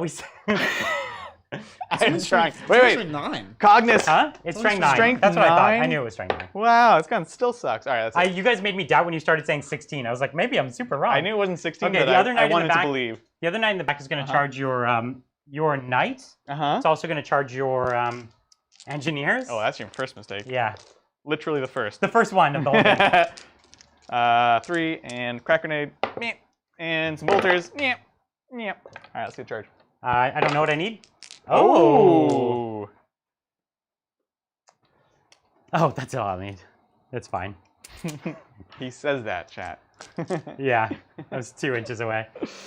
Cool Now, deal. Adrian, I'm noticing your models are surrounded by Brian's models. So this is a key part of my strategy here. I need to pull him in That's right, and so then I explode can explode with both knights in a row. killing all of my And make sure that everyone loses. forces. Yeah, that's right. If I can't have fun, you can't have fun. That's right. Yeah. Well, I am having fun, so... Me too, Brian. Good. Me too. So what to fight with now? We have the... All right. The knight at the back is not super at risk against your knight. Yep. So what we want to do is we want to hurt the fighting knight. Yeah. And the question is, who's going to do a better job? Right. And I think the relic guy has more attacks, I think. So he has 7. This knight only has 6, but this is flat damage, so it's ultimately better. But he has the min 3. He has the min 3, but that's min 6. Is And the this- knight What's the rerolls. strength? Does this really matter? Can Adrian interrupt meaningfully here? He can, yeah, for sure. Well, he's already picked the correct knight. So Because the other one has an invul in close combat, which now it doesn't matter. So what we're gonna do is we're gonna take my Rampager, Okay. or use a spoiler, but Rampager wannabe, How dare into you? your Rampager. Okay, sounds good. So do he it. normally has 1, 2, 3, 4, 5, 6 on the charge. Okay, cool. So that's it, just 6 on the charge. And now I will spend my CP on extra attacks. Oh my Playing god. this game again? I hate this game. I'm making it a 6, I'm just telling you. 6 is not a valid option, Adrian. I'm just saying, 6. Ready? Yeah. Oh! So I get 2 more attacks. Yeah, sounds good. I knew I'd do it. I knew. I sat in my room like, yeah, I'm gonna Titan duel so bad on him. Yes. Oh man. Titan duel. It's so good because like in a tournament you wouldn't have half of that banter about what's the right move. You Yeah. would just be like, okay, we're gonna do this ability. There wouldn't be so much build and you would just like pick it. But like now it's like there's so much psychology. that it's breaking. I'm you thinking just about Brian's childhood and it's just like it's too much to process. Okay, so Let's do it. so I hit on 3s. I'm glad you spent your last CP to do that. It's such a good call. So I hit on 3s. Yep. Reroll nothing. Go for it. Uh-oh, I dropped a dice. Oh. Is that 100% so far? Not this one. Oh, jeez. No. So now I wound on 2s, reroll 1s. Yeah. I didn't even do it. Okay. So it's 12, 24, It's good. 36. Uh-huh. Oh, man, look at that. Oh, dang. So I killed 2 knights. I killed 2 knights. I killed the 2 full wounded knights. So do you explode? I'm gonna explode. I'm gonna pay to explode. Okay, 2 CP. Because I'm gonna just so hurt it's you. still on a 4-up. It's still on 4-up. It's 1 dice. 1 dice on a 4-up. 2 dice only for the tyrants. On a 4-up, it was the 6? Nope. 4-up. That's not. It doesn't matter. Oh, he blows. Oh my god. All right, here's the range. That's what I'm thinking. Oh, 11. Yeah. The whole board. Yeah. Take everyone out with me. Okay, D6, you can kill my... Yeah, this is the I have 5 biggest wounds one. on my Bloodthirster. Come on. Oh. Drops Well, him. Yes. Yes. Takes one with him. All right. The Chaos Knight that just did the dirty. 1 mortal wound. Oh, you Nailed look it. at you. Nailed it. This is where he really shines. Only when his model dies. I rolled a 1. On your own. Oh, I thought that was your own knight. Oh, no. No, okay, then good. No. Good. I was like, what is he? All right, Bloodthirster, come on. 5. I'll take it. Well, that's almost all he could take this phase. Yeah, exactly. My knight. 3. And then my knight in the back. 4. Okay, and then your Dark Apostle. Dark Apostle. Oh, Dead. he's dead. And then 5-man over there. 4. Okay, and then your Sorcerer. Sorcerer. Dead. Disciples. Dead. Just. 4-man squad. Dead. Just. Yes! Vengeance is mine! So they're all gone. So you have no CP left? No. Or you do have CP I have to interrupt? 3. So you're going to interrupt with your other knight. Oh gosh. Yeah, I'm going for the win, man. Yeah. This is how I do it. And then he's gonna run and needed kill to- those guys. He needed to clear out some of the chaff so that he had more room They were to swing. distracting me with all their like engineering That's and right. wrenches, and it was That's too right. much to handle. Okay. Oh, and this guy's dead. I suppose. Oh god. I think, a lot of Oh things my just God, died. everyone's That just was one of the Blood most, for the blood god. yeah, Yes! exactly. Totally worth it. That's why you play Khorne, because even when you lose, you can tell your opponent, like, Khorne doesn't care where the blood comes from. That's right. And then you can feel good about yourself no matter what. Oh my gosh. Okay. I guess I'll interrupt. Yes. He doesn't actually have any good targets. Because I can't kill this So guy. you can do 3 more wounds to my demon because he can only take max 8 in a phase. Oh boy. Which, that's paying off, isn't it? Paying off. Yeah, no, it is actually. I guess I'm gonna go into the knight here. Okay. Then can you down it? Potentially, right? How many CP does he have left? None? This puts him to 0. Ah, you can't. No, this puts me to 1. I had 5, right? Puts you to 0. Wait. Explain the math. I don't know, but I've been keeping I had track. 5, Been keeping close track. and then Adrian. I spent 2 I've on the never robbed explosion. you before. All right, I'm gonna check You the spent feed 1 later on the Titan We'll duel. give him What? You Titan dueled. Huh? You Titan dueled. the Titan Duel. No, that was last turn. So It's fine. give don't him worry. 1 CP for I'll Titan check the Duel. feed 1 later CP on. for Titan Duel.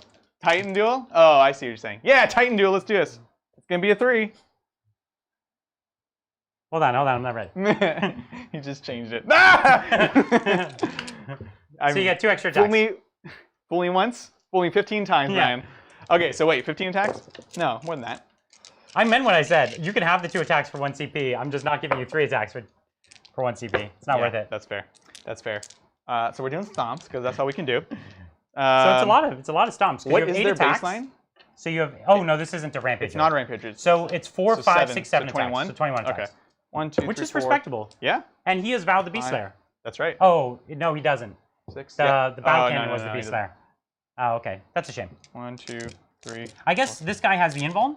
He has the invuln and So he you can't be could've- wounded on better than a 4. I So should you have kept it could've for rotate. rotated. Yeah, that's fine. That's fine. You're pulling to me. I am. Going for style instead of substance. 3s.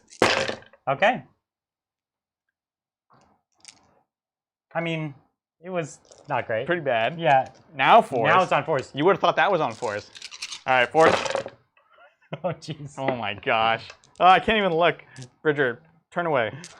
Yeah, turn off the dice cam. It's too bad. Okay. Turn So away. what do I have? I have 6 up saves. Did you drop that one? I didn't. You kicked it. That was bad. 6 ups. Oh, So I take 4d3. MG. Come on. 24 wounds.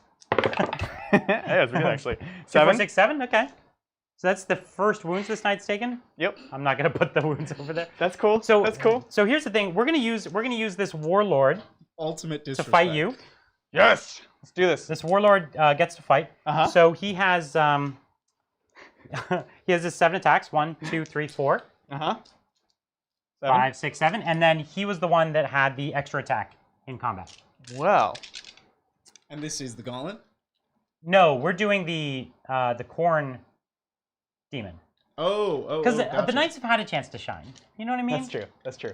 Let's see do it. it. Let's do it. So he hits on 2s. Don't roll Unfortunately, he doesn't reroll 1s, which it's so. There's a warlord trait for it. Oh, but like, why would usually you take a demon prince. But this is still the rounds where I'm rerolling all hits and wins, or no, that was rounds ago. I don't remember. What is This it? is turn 3. How long does it last for? 1 round. So yeah, like, so it still lasts. Because I did that. Turn 3. When did you do that to me? When I failed to kill you. And you went first. So yeah, I do reroll. Okay, so the 6 counts as 2. Cool. So you had over 100% hits. Over 100%. You got a 6 there. And then I wound here. I have strength 18. Actually, yeah, strength 18. Come on. And 18? Yeah. But it's actually only on 4s because of the vow. Ooh. I'll say. So that's good. It's only 4. Looking like I should have rotated 5s. Yeah. Come on, 5. Okay. So 3. And they're D6, they're rerollable? meltas. Yeah. No, it's 2 dice, yeah. Yeah, it's 2 dice. So first one. 2. Ooh. 8. 8. Ooh. Okay. Okay, 14. Sounds good. Down to 10. Okay. All part of the plan. It's fine. And now I have my knight. Let's do it. Fist? Yeah, the legendary fist. The legendary fist. The legend itself? So he has his base 1, 2, 3, 4, 5. And then he has his 1 for the warlord trait, 1 for the charge. Sounds good. And he didn't kill a character yet, unfortunately. No. Which is a shame. He's about to. The other guy killed Which character. is a shame. He's back So in. on 2's rerolling, because it's broken. And on 2's rerolling, because it's fair. It's so good. It's again, I'm killing 2 knights in a row. God. 5s for the 5 god. Listen. If you had rotated, you only would have. Wait, you died. only wounded on 4s there. Oh, let's do the Do it wins over. again. Do it all over again. No. This is Very my important. wins. You like that? Oh, dang. So just 3 wins, okay? Oh. And I reroll once to win. So there's none. 5s for the 5 god. Wait, don't I reroll all failed wounds with this thing? Yeah. It doesn't matter. He's already I done. know. It doesn't matter. I did worse, I know. anyways. You did worse. I did worse. I literally did worse. So 24 damage. Does it and he explode? dies. Oh, no, roll your damage. You could fail this. No, they're It's flat flat. 6. It's flat 6. You just took 24 damage. I killed the whole knight. Here it is. Yeah. Oh. There it is. The knight blow up. Oh, man. So honestly, we always knew that this was going to be tricky for you. Yeah. You needed your shots to actually work. You killed nothing the first couple turns, and you desperately needed your screens. Yes. The only way this was going to work is if you slowed me getting to you, and I got to you way too soon. Yeah. I got to you 1 turn too soon, and you were shooting badly. Yeah. So that was like a double whammy. Like 1 turn faster than I should have. I shot badly. I You failed all can- my psychic pretty much. Yeah, you failed. Yeah. Which again are not things that I would count on because not super likely, but the fact that they didn't go off on top of the other things. This was a tight game that was going to teeter in one of our directions. It was definitely going to accelerate quick. And I'd say the one thing was the moves you had, if they went off, gave me no options. But my army came into the game with more reliability. Like you needed shots to hit, you needed psychic to go. I just needed to keep walking and like hope that yours didn't work. Yeah. And so I feel like the advantage was in my favor. But when things started going in your favor, there would have been very little I could do to come back. Yeah, it was entirely about how those first 2 turns went. That's right. And then it was just all going to Because if you had thinned me out and then you had stopped me from getting everything in, and then you could piecemeal break me off, then you could have been in a good place. I didn't need to thin you out a ton to still make it a game, but I definitely needed to screen you out. That was the most important, honestly. Let's be real. I never had anything that didn't go to plan. I made every charge. Yeah. Right? Yeah. I made every charge. I made every fight. Yep. I made the comeback. Yep. I got the wounds. Literally every single thing went perfectly to plan. Yeah, that's like true. my advance rolls were bad, but they cost me nothing. Yeah, literally nothing. Right? Yeah. So I had every single roll in the entire game go my way. Oh gosh. Every roll of consequence. So that's brutal. You can't, when the gods are with you. Oh my gosh. Who was your MVP? The Gauntlet of Ascension. The Gauntlet legend. of Ascension was amazing. Oh my gosh. But I also think the Bloodthirsters were amazing. Both of them were good. They were different great ways. in this list, right? Because I have to go towards something that's punchy. Guess what? It's everything. Yeah. So, ultimately, the knights are more dangerous. Yes. but the Bloodthirsters are more killable. And so you're stuck with this horrible choice where it's like, could I kill the thing that's easier to kill? Or should I kill the thing that really is going to win the game? And it's a horrible choice. And because they have fly, you can't screen them. So they were a wild card. And because of the max 8 damage, it's almost like you don't even want to and the feel no pain. Yeah, well, that was surprising because I didn't even think about it until we got there. And it was like, okay, I can actually kill Bloodthirsters. They, like we said, they do have fly, so that's going to be a problem. But I don't want to / can't, right? And that was crazy good. And I do think it is worth rolling on the chart for them. There's pretty much nothing that's bad.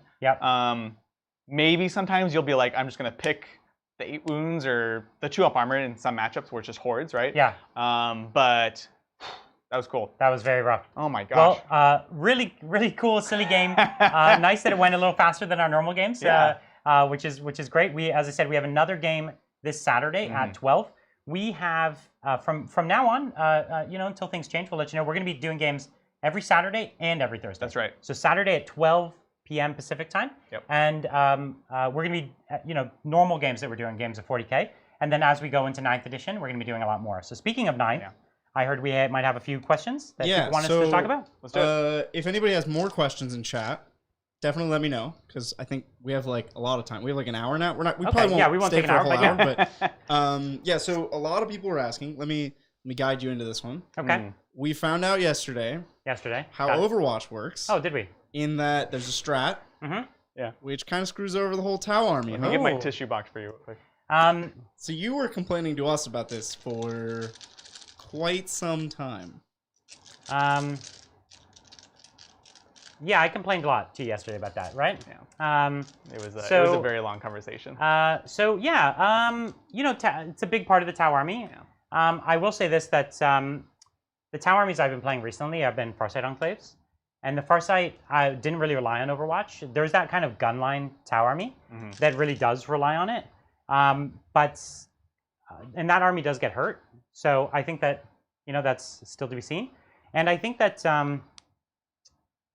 there's many Tau builds that don't really need it, right? Like vehicles, obviously everyone's seen that vehicles get better in the new edition. The vehicles never Overwatch particularly well because they don't for greater good. They don't have the greater good ability. So, the Farsight lists that were highly independent, the vehicle lists, all of those are doing good. It's the static big drone blob gunline that suffers. And that's a playstyle that I don't think anyone really enjoyed. We did it as Tau players because it was strong, but nobody super enjoyed it, I think. At least I didn't after a point. It was a feel-bad mechanic. Right. And and the one other thing I will say is that, there's definitely going to have to be some sort of rules adjustments at the start of 9th for different armies. And Games Workshop's looking carefully at all the different armies. And they're not, they love Tau. They're not trying to throw Tau under the bus or anything like that. So you can imagine that they're working hard to make the army work. So I wouldn't be surprised if there's some things that make it better there at the start of the game. I think we're up until launch and probably after launch even, we're still working under partial information. It's really fun to kind of discuss it, but there are things like this that's like, that seems like that kind of breaks the game. My bet would be there's something else, or I don't know. It's just hard to speculate on that one. So I don't think it's as bad as you think, ultimately. Another question, and this one's pretty quick. I can answer this pretty reasonably. A lot of people have been saying, oh, well, look out, sir. Vehicles and monsters block for you. So if you have 2 demon princes standing next to each other, do they block for each other? But there's this extra clause at the end of the lookout, sir rule. If it's the closest thing, you can just shoot it. So the 2 demon princes do not screen for each other. That's right. So one of them's always closer, so you just shoot that one. Exactly. I love that change. Yeah, so I think that's a great change. I hate the idea of, one company commander on that back objective. One thing that, when you read into that rule, and you read into the terrain rules they put forward a couple days ago, you really have to try putting models on the board and see, but the addition becomes much more shooty. Yes. Okay? It becomes much more shooty because board side's smaller. So you got range. The ruins, at first you think, oh, they obscure more, but everyone always needs to be where the objectives are. And the objectives are kind of where the terrain is almost always. So if you're near the objectives, which is the only way to score in the game that we've seen, then you are visible. So yes, you could stand back and not play the game and potentially be more hidden than you were in 8th edition. But if your army's going to play the game, it's more visible. And your characters are more visible. And that's just a few things. There are other things that make it a very shooty edition. And to me, it's like if you're the Tau players watching right now and you're saying, oh, I lost a bit of Overwatch, the game got vastly more shooty in your favor. And so I think that's more than an equal trade. Oh, absolutely. Yeah. There's like if you think about the way that the new ruins work, for example, if I want to charge the Tau, if I wanted to charge out of line of sight and only take SMS before, that was very easy to do. Now you would charge through that building. Exactly. And I there have was to be like behind half the armies in the building. game wanted to do that. Exactly. Like Blood Angels, GSC, Tyranids. I'm really weird for my GSC. Yeah. Everyone would do that to me. Everyone would have their Kraken Gene Stealers up there, come in, touch my whole army, and there was nothing. Smash Captains would come through these walls and just wreck me. You can't do that now. Yeah. So honestly, I will take hitting on 6s to never hitting ever. You know what I mean? That's true. Yeah. So I think that's there's trade-offs you're not seeing. Yeah. So Alex, another regular, asks, you mentioned Nurgle and Death Guard probably going to be pretty good in 9th. Right. Expand on that. How are Death Guard and Nurgle going to be good? I like Death Guard in particular because they're highly durable, and they're an army that can't kill in the early game. So today, Death Guard, they move up slow, they can't kill, they kind of need you to come to them. When you come to them, they're vicious, right? So let's think about this for a second.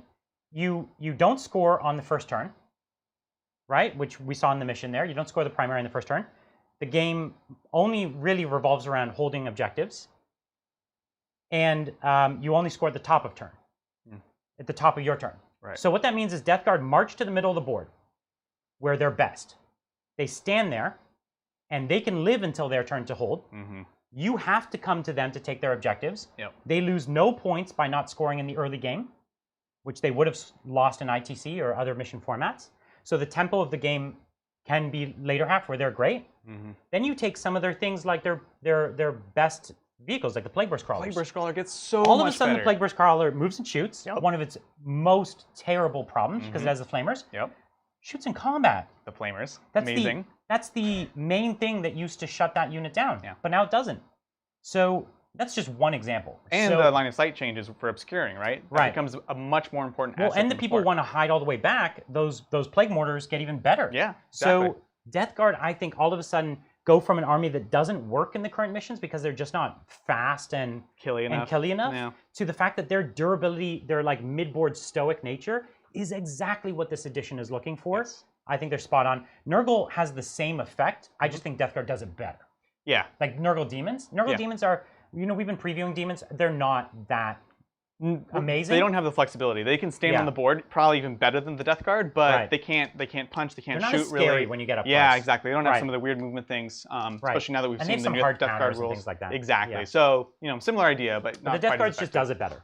So there's a lot of questions about terrain. There's definitely some confusion based off of what we've seen, but let me try to make some clarifying remarks here. So there are some questions about if you have a unit in or on a ruin, but the windows are blocked because that's how it's modeled, can you still shoot into that ruin? No. It's true line of sight. There is a true line of sight. Except for blocking terrain if you are behind it. Yeah.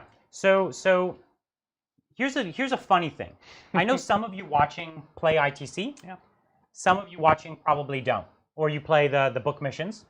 The ITC has the rule that the ground floor of a building blocks line of sight. All the windows and doors count as closed, basically. Now, if you weren't playing with that at home, I don't know how you were getting by because it would be very shooty. But basically what it does is it closes those today as long as you're behind it. So it's almost making everybody play by a pseudo ITC. But it modifies it because many buildings are fully, like, you could be inside them and fully unshootable. And you've got armies, again, like Tau and AdMech and others that have trouble getting into those buildings and digging units out. And then you have, the game gets played around these magic boxes, as they get called, which is a ruin that's covered all the way around. So you can't shoot in it, you can't get in it. It's a magic box. Once you're in it, you're magically invincible. And the objective's right next to it. And so certain armies just lost because they came onto a board with a magic box. This completely fixes that. So now there's a magic box, you're inside, cool, I'll just shoot you. If you're modeling it with no windows, then it is still literally a magic box and you need to punch some windows into it. Because don't play with pure magic boxes. They're bad for the game. I could see having less windows so that there's still room to hide. But this is going to create some arguments, right? It is going to create some arguments because if you think about even things like the Necron building from Frontline Gaming, a lot of these buildings, almost none of them are completely enclosed, right? That's right. But they do have a few windows. So I think something that's going to have to come up, we're going to have to agree on your opponent, is whether or not you're really being specific about where the models are, because you could say, oh, I'm in the corner, you can't see me, or you just say, if I'm in there, you can see me because of the windows. The best thing is if you could take the roof off, actually put the models in, and then look at true line of sight. If your roof is glued on, then you're going to have to agree with your opponent, like, are you actually visible? Are you hiding next to the window? Well, it's the roof glued on. It's things on the upper floors, things like that. Models that can't actually fit. Exactly. So I think there's a chance to sort of simplify things and make them less painful. There's a couple places that we're going to have to figure out as a community where you want to make sure that it doesn't make it worse. I do think that these rules, although they're a teeny bit more complicated, and they do, unfortunately, make shooting stronger in some ways. Feels like it, yeah. They do fix most of your terrain pieces. They do take most of the terrain you have. If you look at all the third-party terrain that's out there, most of it now plays better with these rules. Yes. But I feel like you might even need to have slightly more of it, unfortunately, like in a weird way. I think so. But we're going to have to feel it out. If you try to play with a typical tournament-style board with these new rules, it becomes a shooter's paradise. Yeah, for sure. Right? Yeah. So. Hugh's in the chat. I don't know if you remember Hugh. Hey, yeah, of course. Nice. He asks, do you think Chaos Knights and Thousand Sons allies will see play? My 2 cents, anything that has allies probably going to be tougher. It's a big CP tax. We know that. I think they're going to be, I think allies in general are going to be very, very rare. The other thing that also you need to think about, especially if you're a competitive player, is multiple chapters in an army, right? Orcs do this a lot. Mechanicus does this. GSC does this. Each of those would be a different detachment. You're now paying CP instead of gaining CP, so it kind of flips everything on its head. So I think allies as a concept will be much less common. Having said that, it might be worth it for Knights to get some bodies. Yeah. I think someone like Knights is still probably going to do it. I wouldn't be surprised. You know, right now they have a special detachment for Knights that gives extra CP. They'd probably figure something like that out for Knights.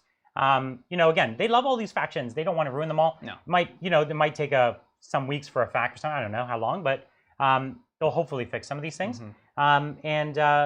Ultimately, if something comes out and it's not working, you might have to live with it for a little while. Yeah. And then they'll get to it. You know what I mean? They always get to it. It'll be evolving. Yeah. Absolutely. So there's a lot of fear in chat. If the game's getting shootier, what's going to happen to melee armies? And I can, from experience, we played some like quasi-9th games. Yeah, we played. Funny enough, if you take all the rules that have been previewed, you can play 8th edition with 9th edition terrain rules and things like that, and you could already kind of feel it out. Which, by the way, if you just want to see how the new terrain works, just set that up and just think about how it works. Put some objectives down. It raises more questions than it answers, but it's really, really helpful. So carry on. Melee armies are not out of it. They're not out of it. I played a Custode game and a smaller board and a lot of command points. Really good for Custodes. Well, that's Custodes in particular. But I will say, melee armies work well because, again, you have to come to them. Because it's a holding game, and they have the opportunity to kind of wait and pounce on you. Yeah. They don't always have to come to your unassailable position. Right. And so today, melee armies are like coming to your side of the board, coming through your ruins, hitting you. Now they can almost play back a little bit, try to pick up some early points. Now, when you try to take the center as a non-melee army, they can hit you really hard right there where it's not your safe zone. Yeah. So you're going to have to modify your strategy, but melee armies are not out of it at all.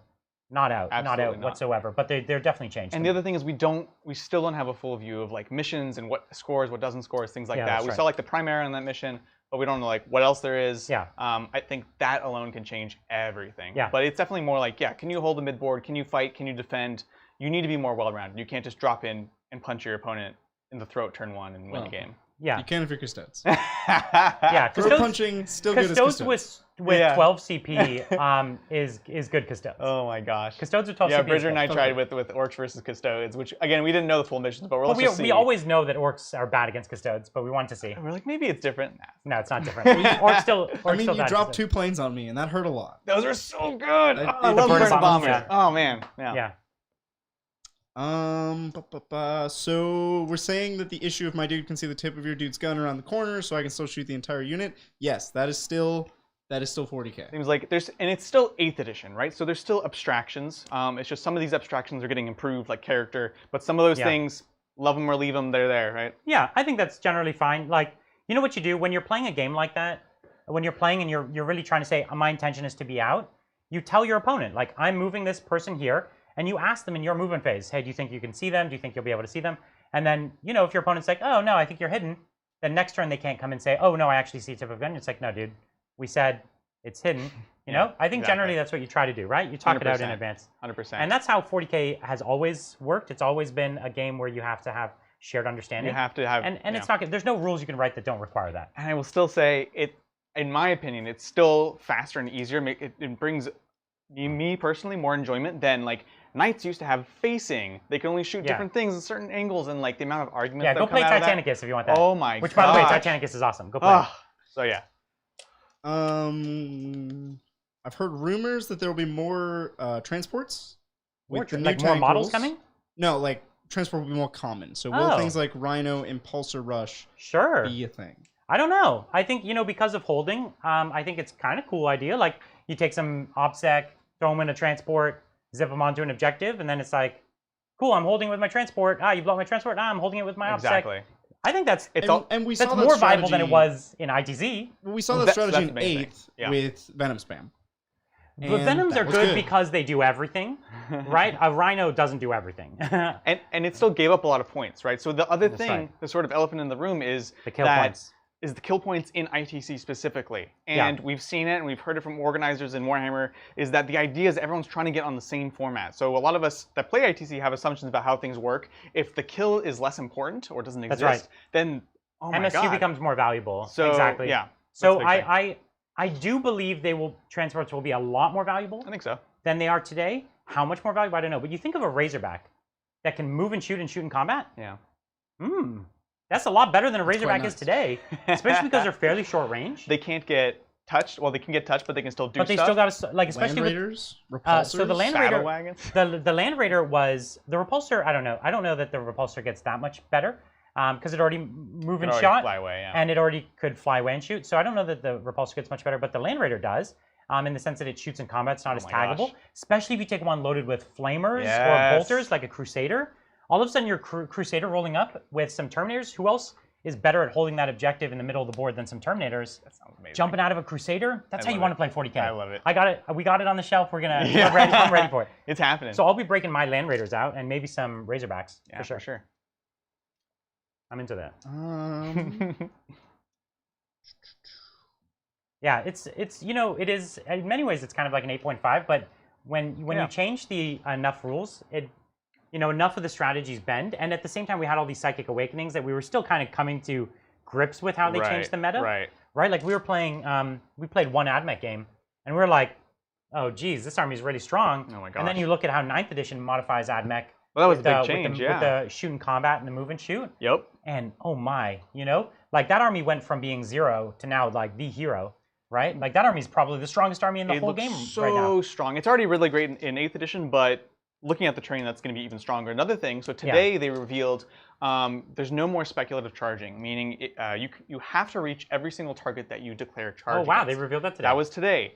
No way. Okay, cool. Let's talk about that. I didn't want to bring that up because I didn't know if they. Yeah, no, I wanted to specifically because I know you're trying to be careful, but I don't have to be careful. So we had, as an orc player, I play Goffs. Goffs got the 7-inch bull charge, which was kind of meh before, but now it's a guaranteed. I'm not going to bet on the 7-inch charge when I have a 2-inch or 3-inch charge right in front of me. Yeah. But that lets me actually do these longer charges, be less risky, but things like that. But it also means that, so that's another, I know we have a lot of Tau fans, so I'll bring that up. Like, Tau was worried about getting, about not overwatching, but now all of a sudden screens are more powerful. Yep.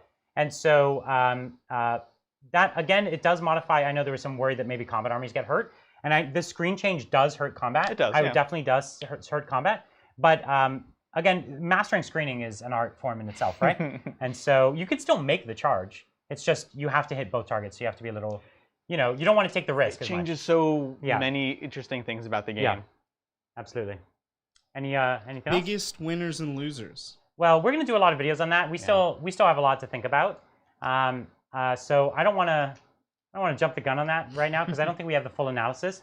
I was already hinting at the fact that AdMech is a very big winner. Yeah, they're a huge winner. It really feels like it. As it stands today, as a sneak peek of what we're going to be saying, AdMech's probably the strongest faction at the start of the game, is my feeling.